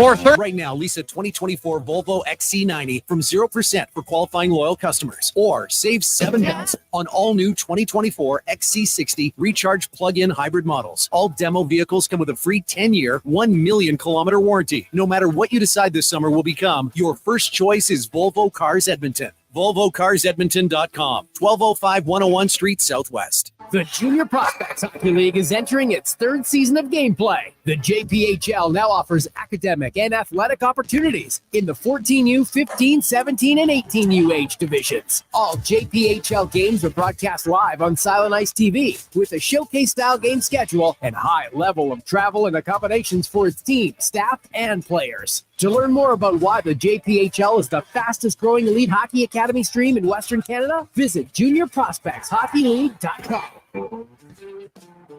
You see us working on the Yellowhead. You see us working on the LRT West project over on 104th Avenue. Well, what are we doing? We are GS Construction, and we're moving, upgrading, and repairing all of that underground infrastructure so that other work can go on. Things like maintaining water, wastewater, and stormwater draining services. Things you may take for granted, but definitely need. For 50 years, GS Construction has been laying the groundwork for your community. Find out more by going to gsconstruction.ca. Elevate your home's curb appeal effortlessly with House Numbers Canada, locally owned and operated right here in Edmonton. Their state-of-the-art modern house numbers and address signs are the perfect solution for a quick and stylish upgrade. Multiple size and color options, stock items, custom designs, and the always popular LED illuminated numbers. Quality guaranteed or your money back. So what are you waiting for? Give your home the modern upgrade it deserves. Explore House Numbers Canada's exclusive collection at housenumberscanada.ca. The cheesy burger pizza is back at Papa John's. See what happens when you ask for it? Boom! Finally, it's on the menu again for a limited time. Get all the items in the cheesy burger trio or choose between the large cheesy burger pizza for $18.99, cheesy burger papadilla for $9.99, and bacon cheesy burger Papa Bites for $8.99. All made with sizzling beef, dilly pickles, ooey gooey cheese, and burger sauce. That's right, burger sauce. Get it before it's gone. Better ingredients, better pizza. Better get you some cheesy burger pizza at Papa John's. We all feel pain and compassion for everyone impacted by the devastating forest fires in Jasper. Don't keep your feelings bottled up. This Wednesday, join every radio station across the province for the Alberta Day of Caring for Jasper. Bring your empties to any bottle depot in Alberta and donate them to the Red Cross's efforts to support those affected by the Jasper wildfire. Bring your bottles to the depot this Wednesday to join the Alberta Day of Caring for Jasper, or make a cash donation online at albertadayofcaring.com.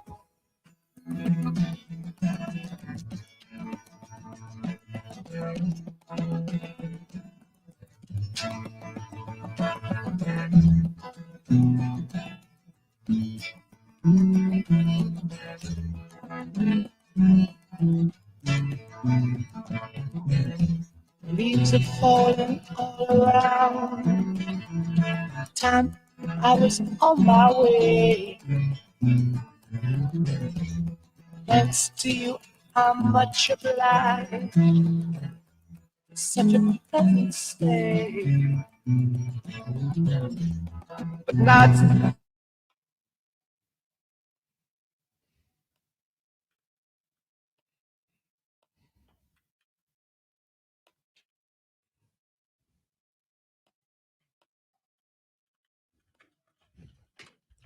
Rolling through a lovely Monday afternoon. Welcome back, Gregor Show.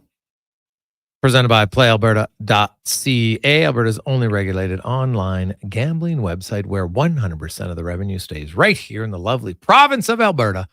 PlayAlberta.ca. So every time you play, might be helping with some construction that gets the hen day one day, maybe even like a week consecutive with no construction.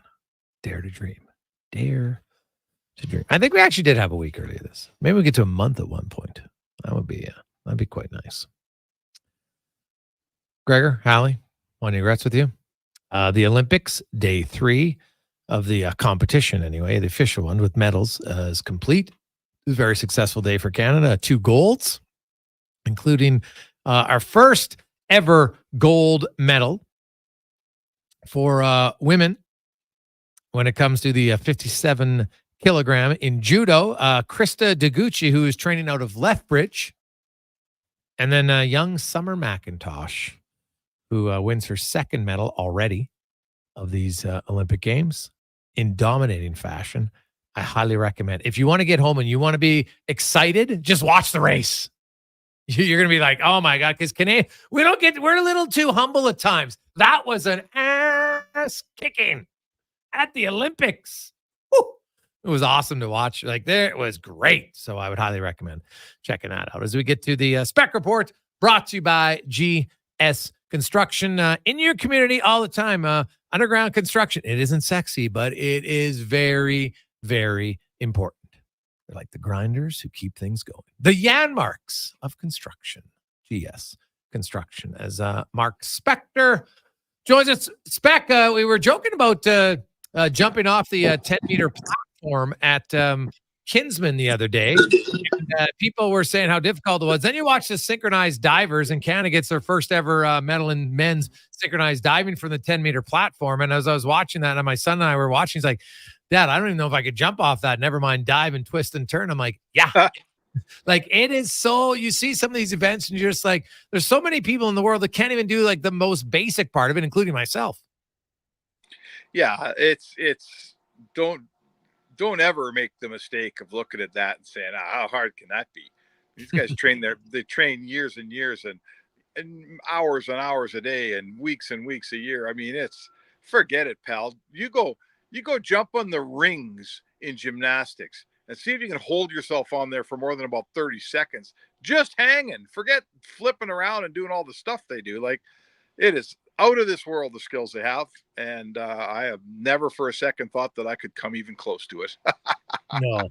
And then I was watching the judo and just how quick their hands are and their balance and everything. And then obviously the swimming's another level. So it's that's why I love watching these events. It just shows you, like there are so many different forms of elite level athleticism that we probably don't talk about enough. Oh man, I get it. We're hockey focused because hockey pays the bills in Canada. And I understand why. Certainly as a sports writer, I've done 4 Olympics. I just write basically 98% of what I write now is hockey. But I love watching, I kind of call them the every 4-year sports. Like I know they swim all the time, every season, every year. I just don't watch it. And most of us don't watch it until the Olympics come along, right? Every 4 years we tune in on swimming and go, hey man, that's really cool. And same with gymnastics. And same with maybe judo, if that's your thing. And same with weightlifting. They're doing it all the time, Jay, right? Mm-hmm. They don't just play every 4 years. They play all the time. We just don't pay attention until every 4 years. And when we do pay attention, you go, holy man, these people are unbelievable. Yeah, no, it is very true. Is paying attention. It's like the Elks management and coaches didn't pay attention to what Trey Ford did last year. And then you see him, they start out 0-7. A guy can't get on the field to save his life. And then he finally gets on the field. Now I know he got on the field in Ottawa for a brief period of time, but he comes in that game. And I know it's garbage time. I understand all that. I really don't care. Because the plays he made, there was guys still trying to beat him. There's still defensive linemen are trying to take his head off every play. And he orchestrates 3 touchdowns in under 10 minutes, actually under 9 minutes. Makes 2 unbelievable plays, one running away, and then throwing on the run. And Spec, he was exactly what I saw from him last year. He's entertaining. He can extend drives. And man, does he give some oomph to his teammates. Like the minute Ford came in the game and he completed a few passes, the building's going way louder than it was. And the energy on the bench was so noticeable that it's comical that it took this long. Yeah, it is. You wonder what do they see in Bethel Thompson that makes him keep going to that well? I don't want to beat up on Bethel Thompson, but he's 36 and he's slow and he's not that great, right? You could, if he was great, okay, I get it. He's a veteran and he's savvy and he probably runs the offense more like the offensive coordinator intends it to be run and all of that stuff. But he's not any good, right? He's 0-7 as an Eskimo. He's not, or as an Elk. He's not. What do you have? 85 yards passing yesterday. He's immobile. He can't throw the long ball. He doesn't get it over the goal line. There's no redeeming features. So couple that with what we know there exists in Trey Ford. And any coaching staff at 0-7 that isn't willing to flip the switch on Bethel Thompson and go to the next guy, I can't figure it out. Like, again, I think maybe some people would say it's a leap to go to Trey Ford because you're not sure what you're going to get. I'm sure what I'm going to get with Bethel Thompson, and it's not nearly enough.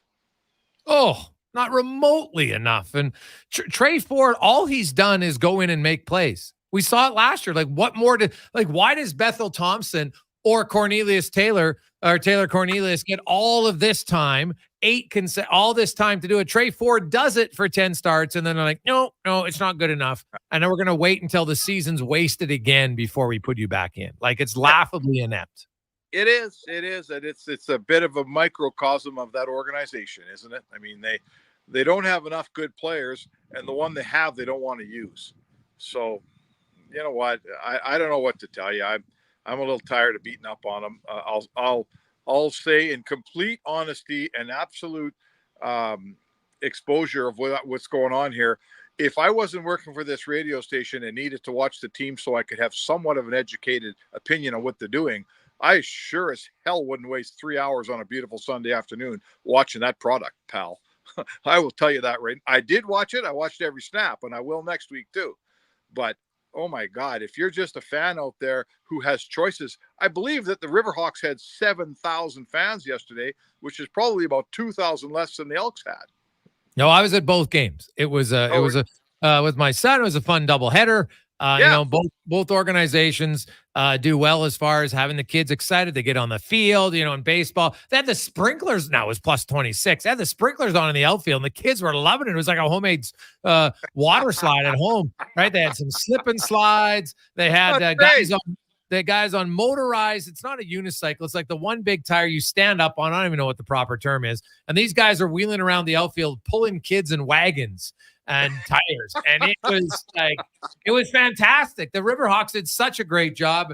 The kids get on the field for the Elks, and I see kids, and they're smiling. It's like the greatest day of their life. They're running on the field. They're pretending. And after Trey Ford, it was so hilarious, Spec. This is how, I'm out there with my son, and we had been watching, and all of a sudden he's running. He goes, Dad, I'm going to try that Trey Ford move. So he runs to the one side, then tries to pivot and throw it. And he's like, ooh, that's pretty hard. Like, he's 10. He's never tried it before. Like, but trust me, there was nothing where he's like, hey, I'm going to try Bethel Thompson, right? Like, that's just Trey Ford makes plays that sports fans, he sucks you into the game because he's entertaining.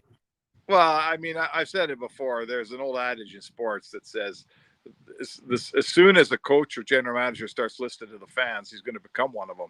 But this is different here in Edmonton, right?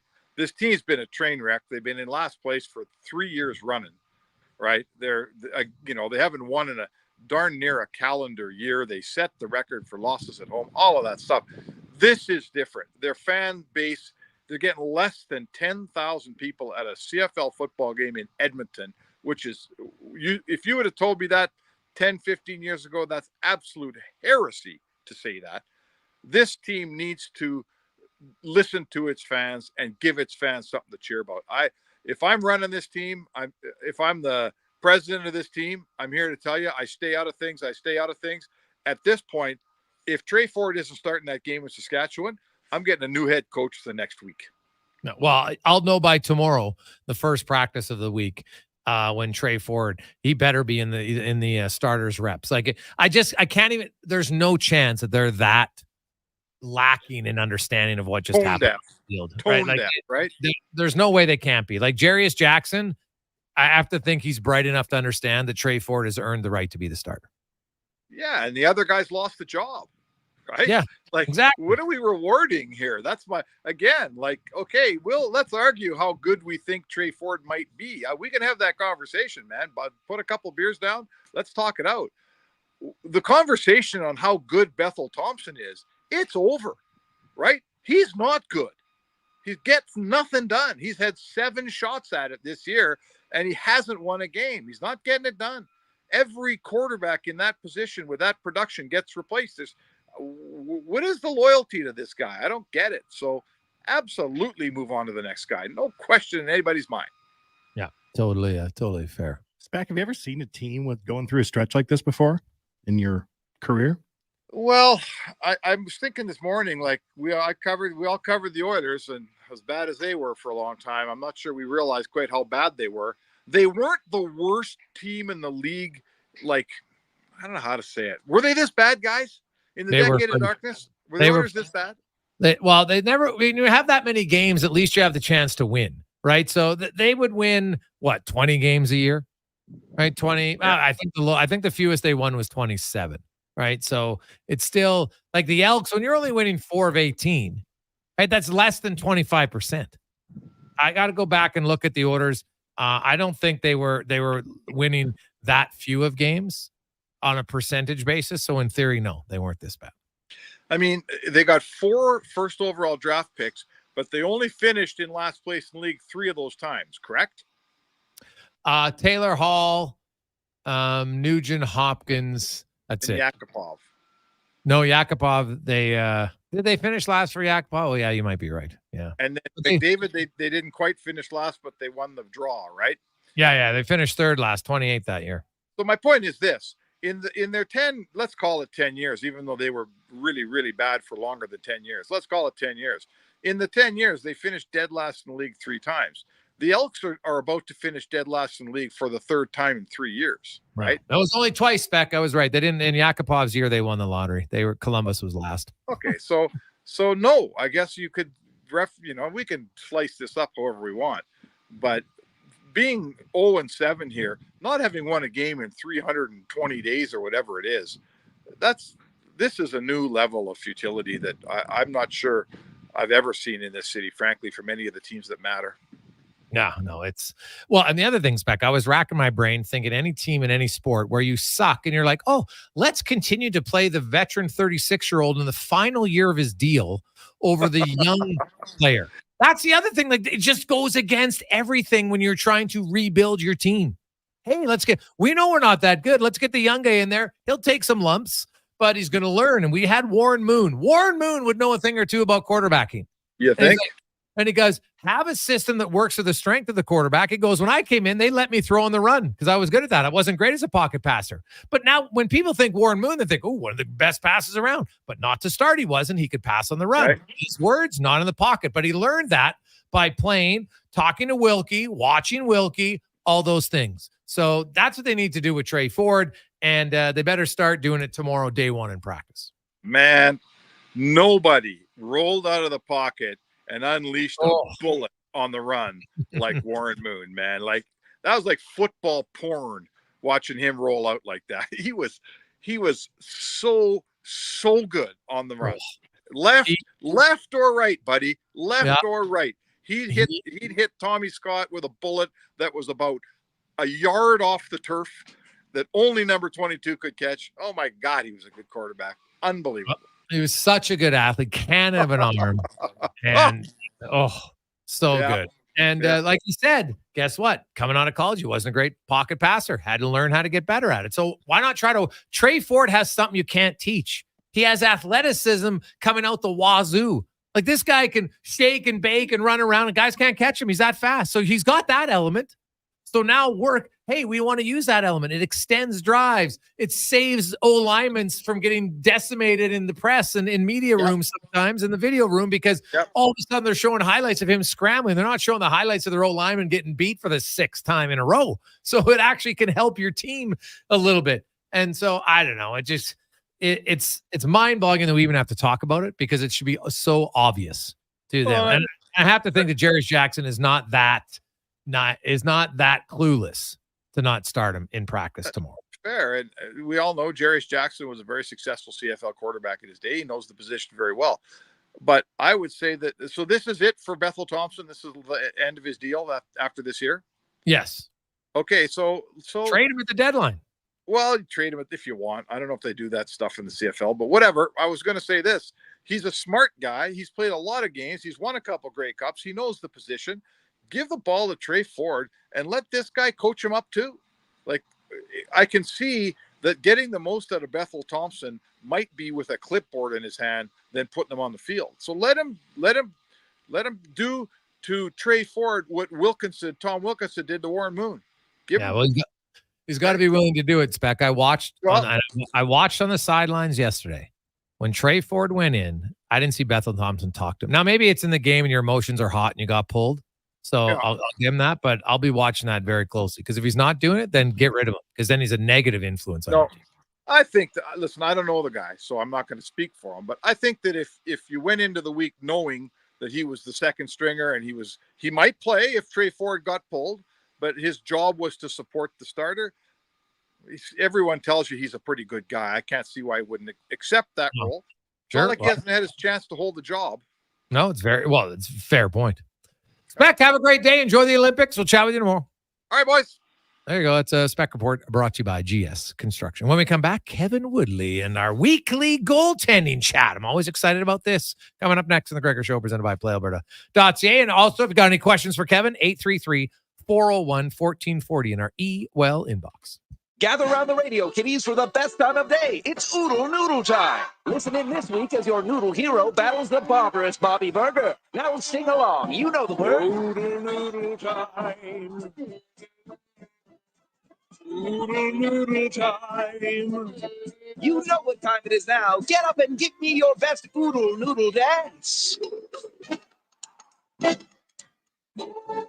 Your best time of day is Oodle Noodle time. My utility bills are going through the roof. How can I take advantage of the sun and put my lazy roof to work? Sounds like a job for the men and women of Action Electrical.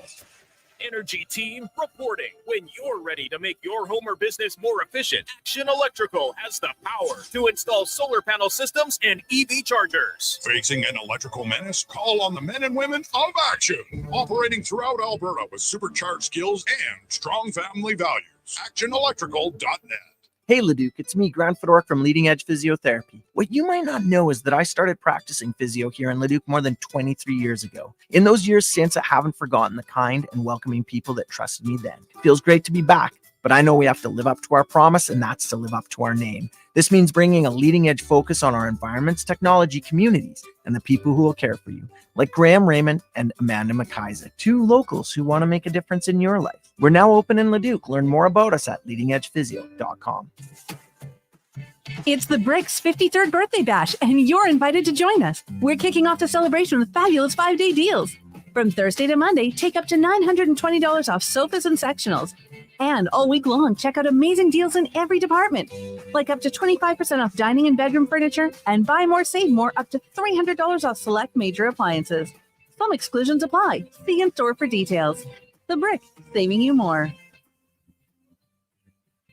Christensen Communities, the name in active adult living. Enjoy retirement living without compromise. At Christensen, we understand that each lifestyle is unique. We are committed to providing choice through optional dining, personal services, recreation programs, and care plans to suit your current and future needs. Enjoy maintenance-free living and build new friendships in a safe, independent community. Large suites with full kitchens and in-suite laundry, on-site amenities, and so much more. Find out more today about our communities across the province at cdlhomes.com.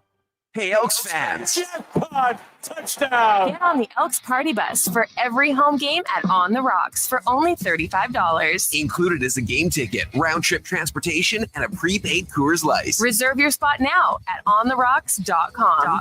And OTR is your go-to for every Euro Cup game. With $5.25 Heineken. Their first major trophy. It's the ultimate football experience. Canadian or European. Only at On the Rocks. Jasper Ave and 118th.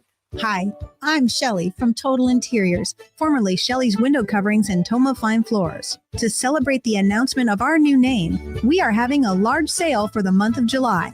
New stock has arrived with big deals attached. From carpet to linoleum, luxury vinyl plank, and window coverings, there is lots to choose from. Come see us, Main Street, Vermilion, where every detail matters. Total Interiors. Locally owned and operated in Vermilion. Visit total-interiors.ca. We all feel pain and compassion for everyone impacted by the devastating forest fires in Jasper. Don't keep your feelings bottled up. This Wednesday, join every radio station across the province for the Alberta Day of Caring for Jasper. Bring your empties to any bottle depot in Alberta and donate them to the Red Cross's efforts to support those affected by the Jasper wildfire. Bring your bottles to the depot this Wednesday to join the Alberta Day of Caring for Jasper, or make a cash donation online at albertadayofcaring.com.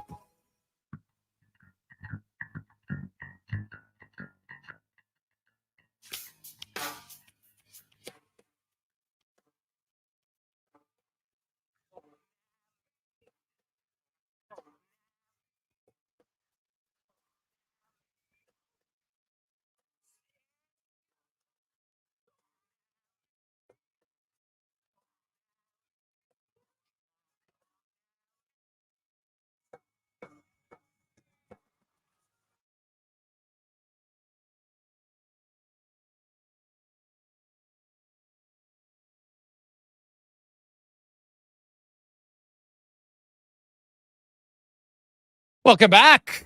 Jason Gregor, Connor Halley with you on Sports 1440, Orders Nation, YouTube, and Facebook. How are you doing? Hope you're having an awesome day. As it's time for the Oil Report, brought to you by Volvo Cars, Edmonton.com. And if you are looking for a great deal on a great vehicle, right now you can get a free 10-year or 1 million kilometer warranty with all demo vehicles only at Volvo Cars, Edmonton.com. As we welcome back from In Goal Magazine and NHL.com, Kevin Woodley joins us, our goaltending guru. Woodley, how you doing, my man? I'm good. Did you say 1 million kilometers? Like, does this somebody that sees how often I drive and thinks, yeah, they 10 years, buddy. You're right somebody on. to test it? All right, I'll be in Edmonton next week to do this live. There you go. Hey, buddy, trust me, I've had a Volvo now for love it. I actually just got an S60. So a little more of a sedan. So nice. I like it. Let's talk. You know what? We want to kind of get a little bit on Stuart Skinner. Last year, obviously, a lot longer of an offseason. This year, a little bit shorter. So I know you've talked to goalies. Kind of, what's the challenge? What's the difference? Is it easier at all? Because you don't necessarily have to, work a lot to get back in shape. He was in game shape for the entire time. So I know you take some time off mentally, but is it easier in any way having a shorter offseason?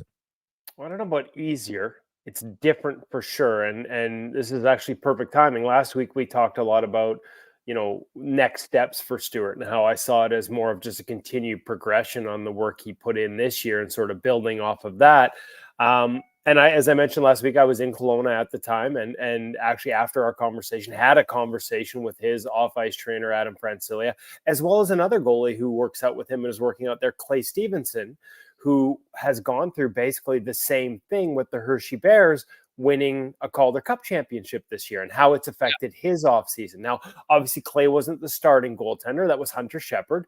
But when you're in it like that, you're still doing the work on an everyday basis. And if you ever met Clay, he's a guy that competes in practice as hard as anyone. So much like Stuart, he hasn't been on the ice yet. And so my expectation is that Stuart's first time on the ice will be next week in Kelowna with Francilia. And that much like Clay, that's all part of the plan. Everything gets pushed back based on when your season ends. Now, the first phase of your off season is what they would call, actually, I might be paraphrasing here. I'm trying to remember the exact phrasing that Adam used, and we'll have him on the Ingo Radio podcast in a couple of weeks, but restorative. So Ryan Miller once told me that after a year of sort of training and putting your body in goaltending position, you needed to take time off at the end of each season and train your body how to be human again, because the movements are totally different. They're not the same. And so there is a restorative process. It doesn't mean it's passive. It's not just rest. There may be more rest involved, but you're putting work in to sort of restore the joints, allow the tissue to heal before you get into sort of building it back up for the next season. And so your phase one's going to last a little longer, which is why Stuart hasn't been on the ice yet, which is why Clay Stevenson hasn't been on the ice yet. So I just think the windows, there's three different phases. I think when the season ends as late as it did for him, in some ways, maybe it is easier because they don't have to find time to fill in the gaps when your season's over in early April. So everything just becomes a little tighter in those windows. And it's why you don't worry about not being on the ice till the first week of August. It's not a concern because you need to give it that time to have that restorative phase. Everything they do, all the training they do is directly linked to getting back on the ice, to sort of allowing the body to move in patterns and hold the shape that translates directly on the ice, to allow them to move from one position to the next. Literally, when we were there that week, we watched them go from doing some really unique work with resistance, whether it's bands or in some cases suspended bands on slide boards, then take that into the gym and trying to fire those same movement patterns. And then boom, later that afternoon on the ice, training that same sort of muscle function and movement and triggers and patterns, all about sort of getting rid of hiccups in movement, getting rid of things that would delay them getting into a set position on the ice. It was fascinating to watch. And really interesting to hear that, yeah, hey, when a season ends as late as Stuart's does, it doesn't change our process. It just changes the timelines at which we initiate each phase of that process. Kev, what about, Francilia and Schwartz, right? Like Francilia is like an independent guy who works with different goalies, and now Skinner's working with him for a week. Like, how does it, what's the work in or consultation, if any, with a goalie coach from the team to stuff like this? Going to be honest with you, haven't had a chance to ask that of Dustin directly, but I do know that in other cases, because you are talking about goalies around the league, I think it's over a dozen now. I'd have to go through the list. I think it might be closer to 16, and in some cases, multiple goalies on the same team. There is a lot of collaboration with a lot of the goalie coaches involved. There's a lot of conversation, not just with the goalie coaches, but with the training staffs to make sure that everything sort of is done in a similar vein, that they're all on the same page. In a perfect world, like he's not goalie coaching, he's coaching the body to move better when it's doing goaltending. And in an ideal world, that functions perfectly or seamlessly with what the goalie coach is teaching. Now, I know for a fact that some of the goalie coaching philosophies amongst that group. So if the group of athletes has these different goalie coaches on different teams, there is definitely a variety in coaching philosophies, right? Like think of Thatcher Demko here in Vancouver and Ian Clark and how he coaches and the structure he puts into his goalies game. It looks very different from what Dustin is coaching with the Edmonton Oilers. And so in both cases, I would expect there to be collaboration whereby they're working together. At the end of the day, you're trying to give the goalie the ability to move in a seamless, more efficient manner from position to position and making him less adverse, less injury prone as a result of that. And I would think there's a little back and forth on some of the types of movements that these goalie coaches might want, how they want them in certain positions, and making sure, again, whether it's that restorative phase or into the training phase, the muscles are able to fire in a way and in a manner that allows them to do what the goalie coaches specifically want them to do. I know, I don't want to put words in anyone's mouth, but based on other goalie coach relationships with Adam, my expectation is that there's been consultation and conversation between the two sides throughout this process. So a guy like Francilia, would he ever be an NHL coach, or is he more about body movement and not necessarily understanding the technique of the position? Well, I think the technique of the position inherently ties into movement. So it is a bit of a fine line, and he has worked for an organization in the past in San Jose. But sort of like there's technique and there's tactics, right? And like there are variations within each. And I think you do have to leave the goalie coaching to the goalie coaches, but there are commonalities within the movement patterns that are sort of mandatory for all goaltenders to survive at the NHL level. And that's where I think he's on the ice.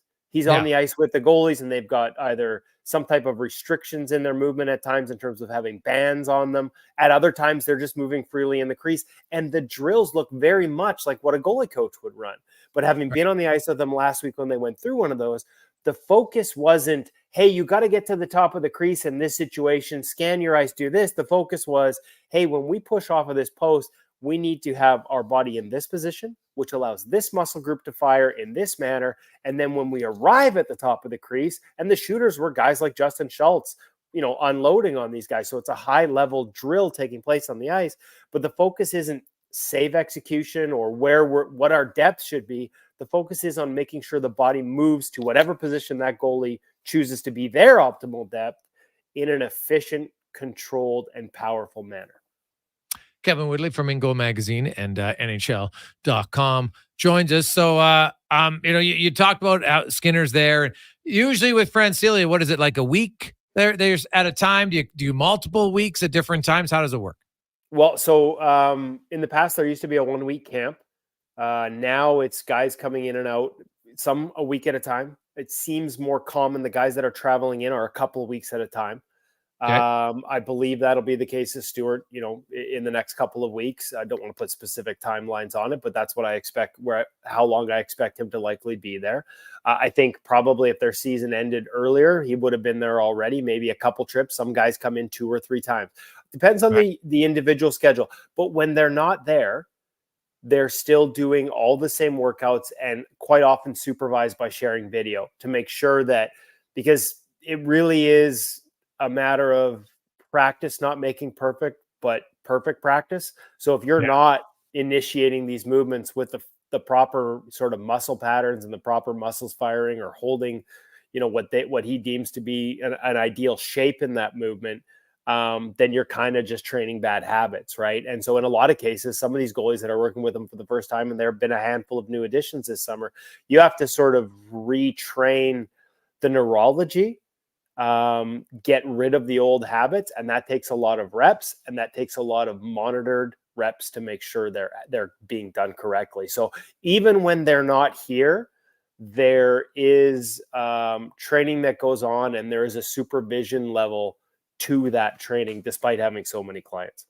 Now, you've talked a lot about, Skinner's strength as a goalie, and you're not going to change his style at this. He kind of is what he is. There's small little tweaks here or there, Kevin. But so because of Skinner's style, which is different than Bobrovsky's, a guy like Francilia, do you notice when you watch these guys, is there a specific difference in how they go through different things with different guys, depending on if there's somebody who stays back in his crease more or somebody who plays at the top of the crease more? No, because I think the muscles you used, whether you're firing off your post, say in a reverse, and I'll use that example just because that was one of the drill progressions that he walked us through. If you're firing from a reverse to the top of the crease or firing from a reverse to the middle of the crease at middle depth, where you end up tactically doesn't change the muscles that initiate that movement and the proper way in which we want to fire them, in addition to what a good stance looks like for you at the top of the crease, and making sure we give you the ability and the structure within your body physically to get there and be in that shape, be in that stance, as opposed to getting there, having everything sort of come apart to achieve that movement, a lot of opening, and then getting there and having to close it and get back to the stance. Everything is about connecting movements without having to get to that spot and then get into your set. So connecting movements so you're arriving set and square. And that doesn't change whether you're trying to push to the heels on the edge of the crease or the middle of the crease with a foot of blue ice in front of you. The sort of muscles and neurology involved in that remains the same, even if the application at the end of the day on the ice puts a goaltender in a different position in the crease relative to the goal line. Okay. Also, the Oilers organization, well, technically it was the Condors who announced the signing of goalie coach Kelly Gard.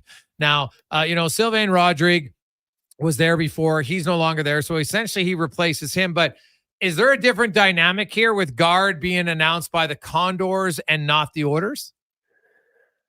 That's actually a really good question. I feel like I got 2 homework assignments for next week. I hoped, and I expressed this, remember when we talked about this position opening? Yes. That I thought maybe I wouldn't be surprised, and I didn't think it was a disadvantage that it was happening later in the season, because there are a lot of really good goalie coaches at other levels. And I thought maybe it might end up being someone that came out of the WHL, because Dustin was actively involved in a mentorship group that existed for a number of years, sort of a coaches helping coaches within the WHL. He led a symposium that we at InGoal were a part of that was fantastic, sharing of knowledge and just allowing everyone at that level to learn from each other and work together. And so I'm not surprised that the hire comes out of there. I hope, and I don't have this information, but I would hope the fact it did is a reflection of him having a voice in the process.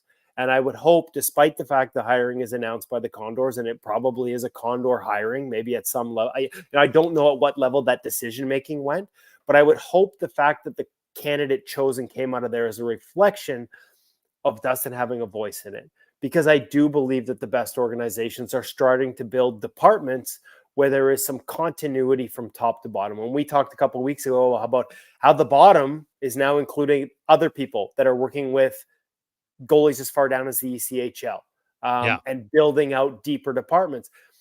To me, it works best when everybody has a similar vision. You should have your goalies in the minor leagues playing a way that is going to fit with the way the goalie coach in the NHL believes they should play as well. And I don't know that there was, I don't think there was division. I don't think there was conflict, but I don't know how much communication existed in the past. I don't know how much of a everybody on the same page approach was happening. And I would hope, again, without knowing, that this is a sign that maybe there'll be more of that, because everybody should be pulling on the same rope and trying to achieve similar results. It's important to have different voices and then have somebody that and open and active communication and the willing to push back. We don't just want a bunch of yes men and I think organizations that have that are often exposed. We saw it here in Vancouver for years, where the people at the top under the Jim Benning area wanted to be surrounded by others who sort of just said, yes, that's a great idea.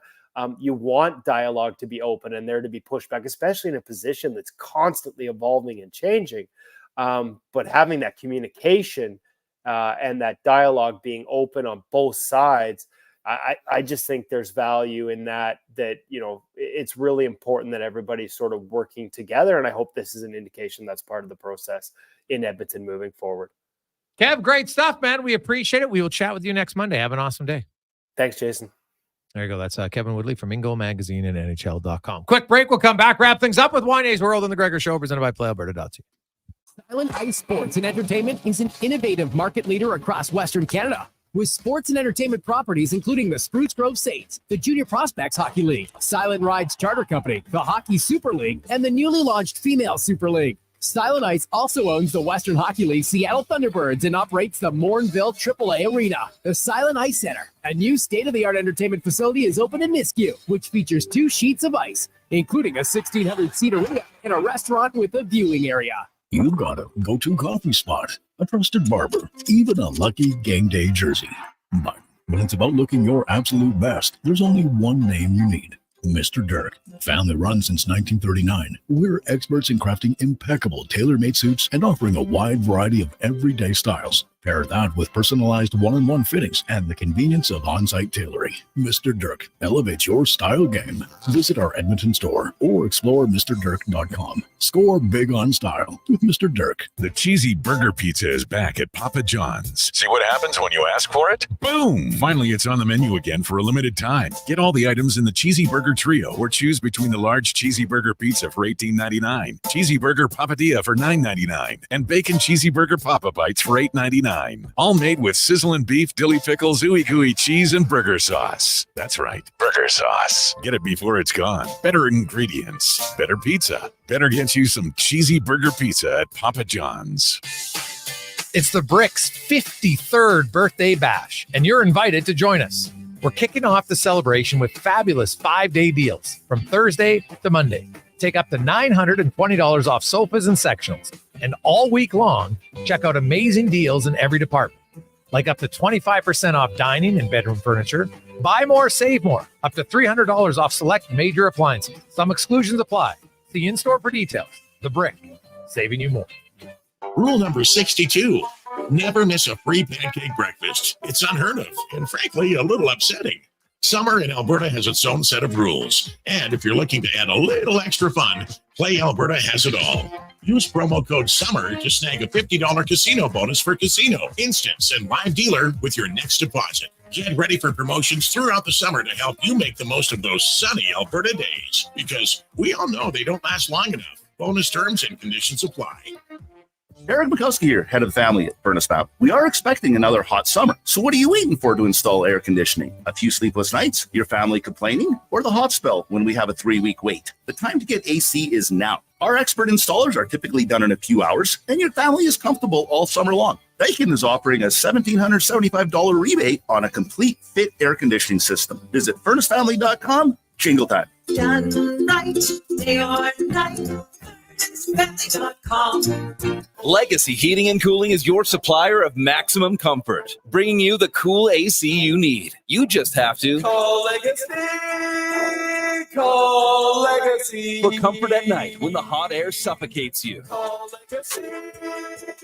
Call Legacy. For comfort in your wallet with no payments or interest for 1 year. Call Legacy. Call Legacy. You deserve comfort. Cool off today with AC from Legacy Heating and Cooling. Maximize your car's lifespan by performing regular maintenance services. Visit Mr. Lube for warranty-approved oil change, scheduled maintenance, and tire service. Open 7 days a week, no appointment needed. Mr. Lube in Spruce Grove is located at the corner of Century Road and McLeod Avenue, or visit MrLube.com.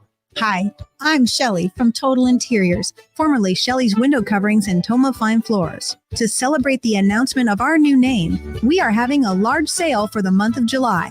New stock has arrived with big deals attached. From carpet to linoleum, luxury vinyl plank, and window coverings, there is lots to choose from. Come see us, Main Street, Vermilion, where every detail matters. Total Interiors, locally owned and operated in Vermilion. Visit total-interiors.ca. Portions of this hour brought to you by On the Ross. Get your Elks Party Bus tickets now. $35 includes a game ticket, ride there and back, access to the lower bowl party deck, and prepaid Coors Light. Get your ticket now at OnTheRocks.Edmonton.com, Jasper Ave and 118th.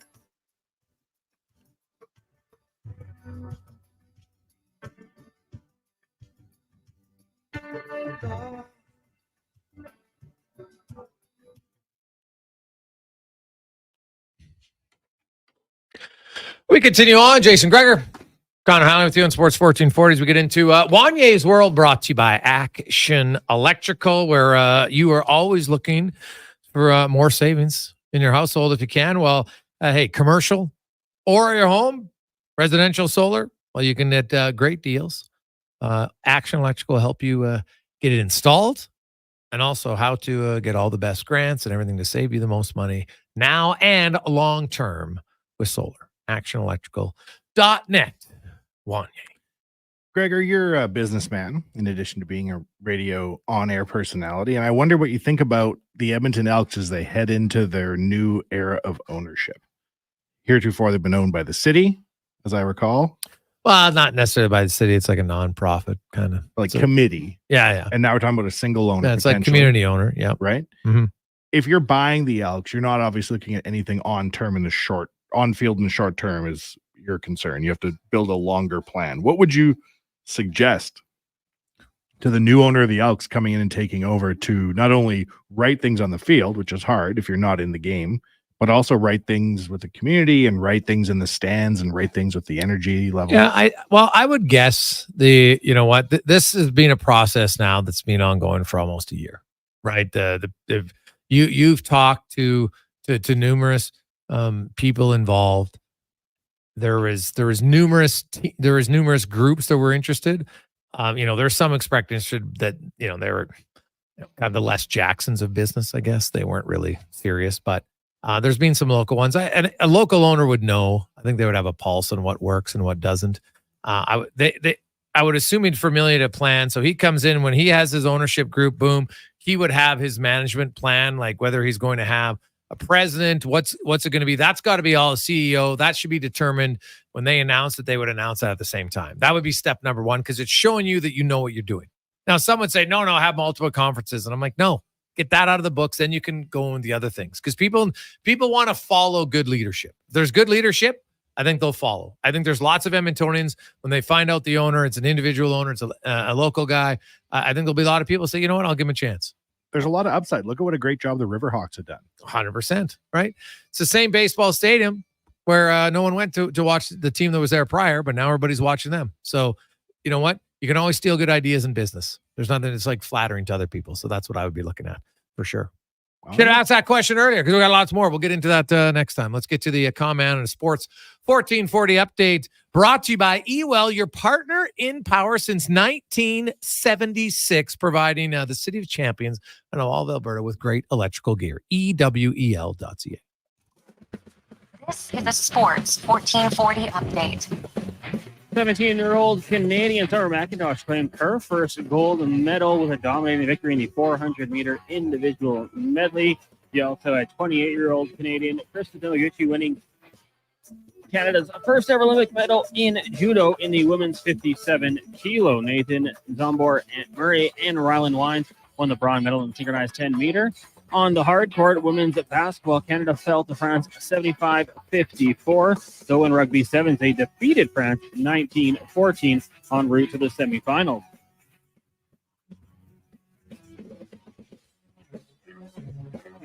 We're a day away from Major League Baseball's trade deadline. The Jays sending Justin Turner to the Mariners for AA outfielder R.J. Schreck. And according to reports, pitcher Yusei Kikuchi has been sent to the Houston Astros. From the NHL, the Minnesota Wild signing second-year defenseman Brock Faber to an 8-year contract extension with an AAV of $8.5 million. That'll do it for us here on the Jason Gregor Show. Coming up next, it's Turn Sports. I'm Connor Halley. This has been a Sports 1440 update. This is Sports 1440, a Stingray radio station broadcasting on Treaty 6 territory. Download the free iHeartRadio app and listen to CKJR wherever you go. Maximize your car's lifespan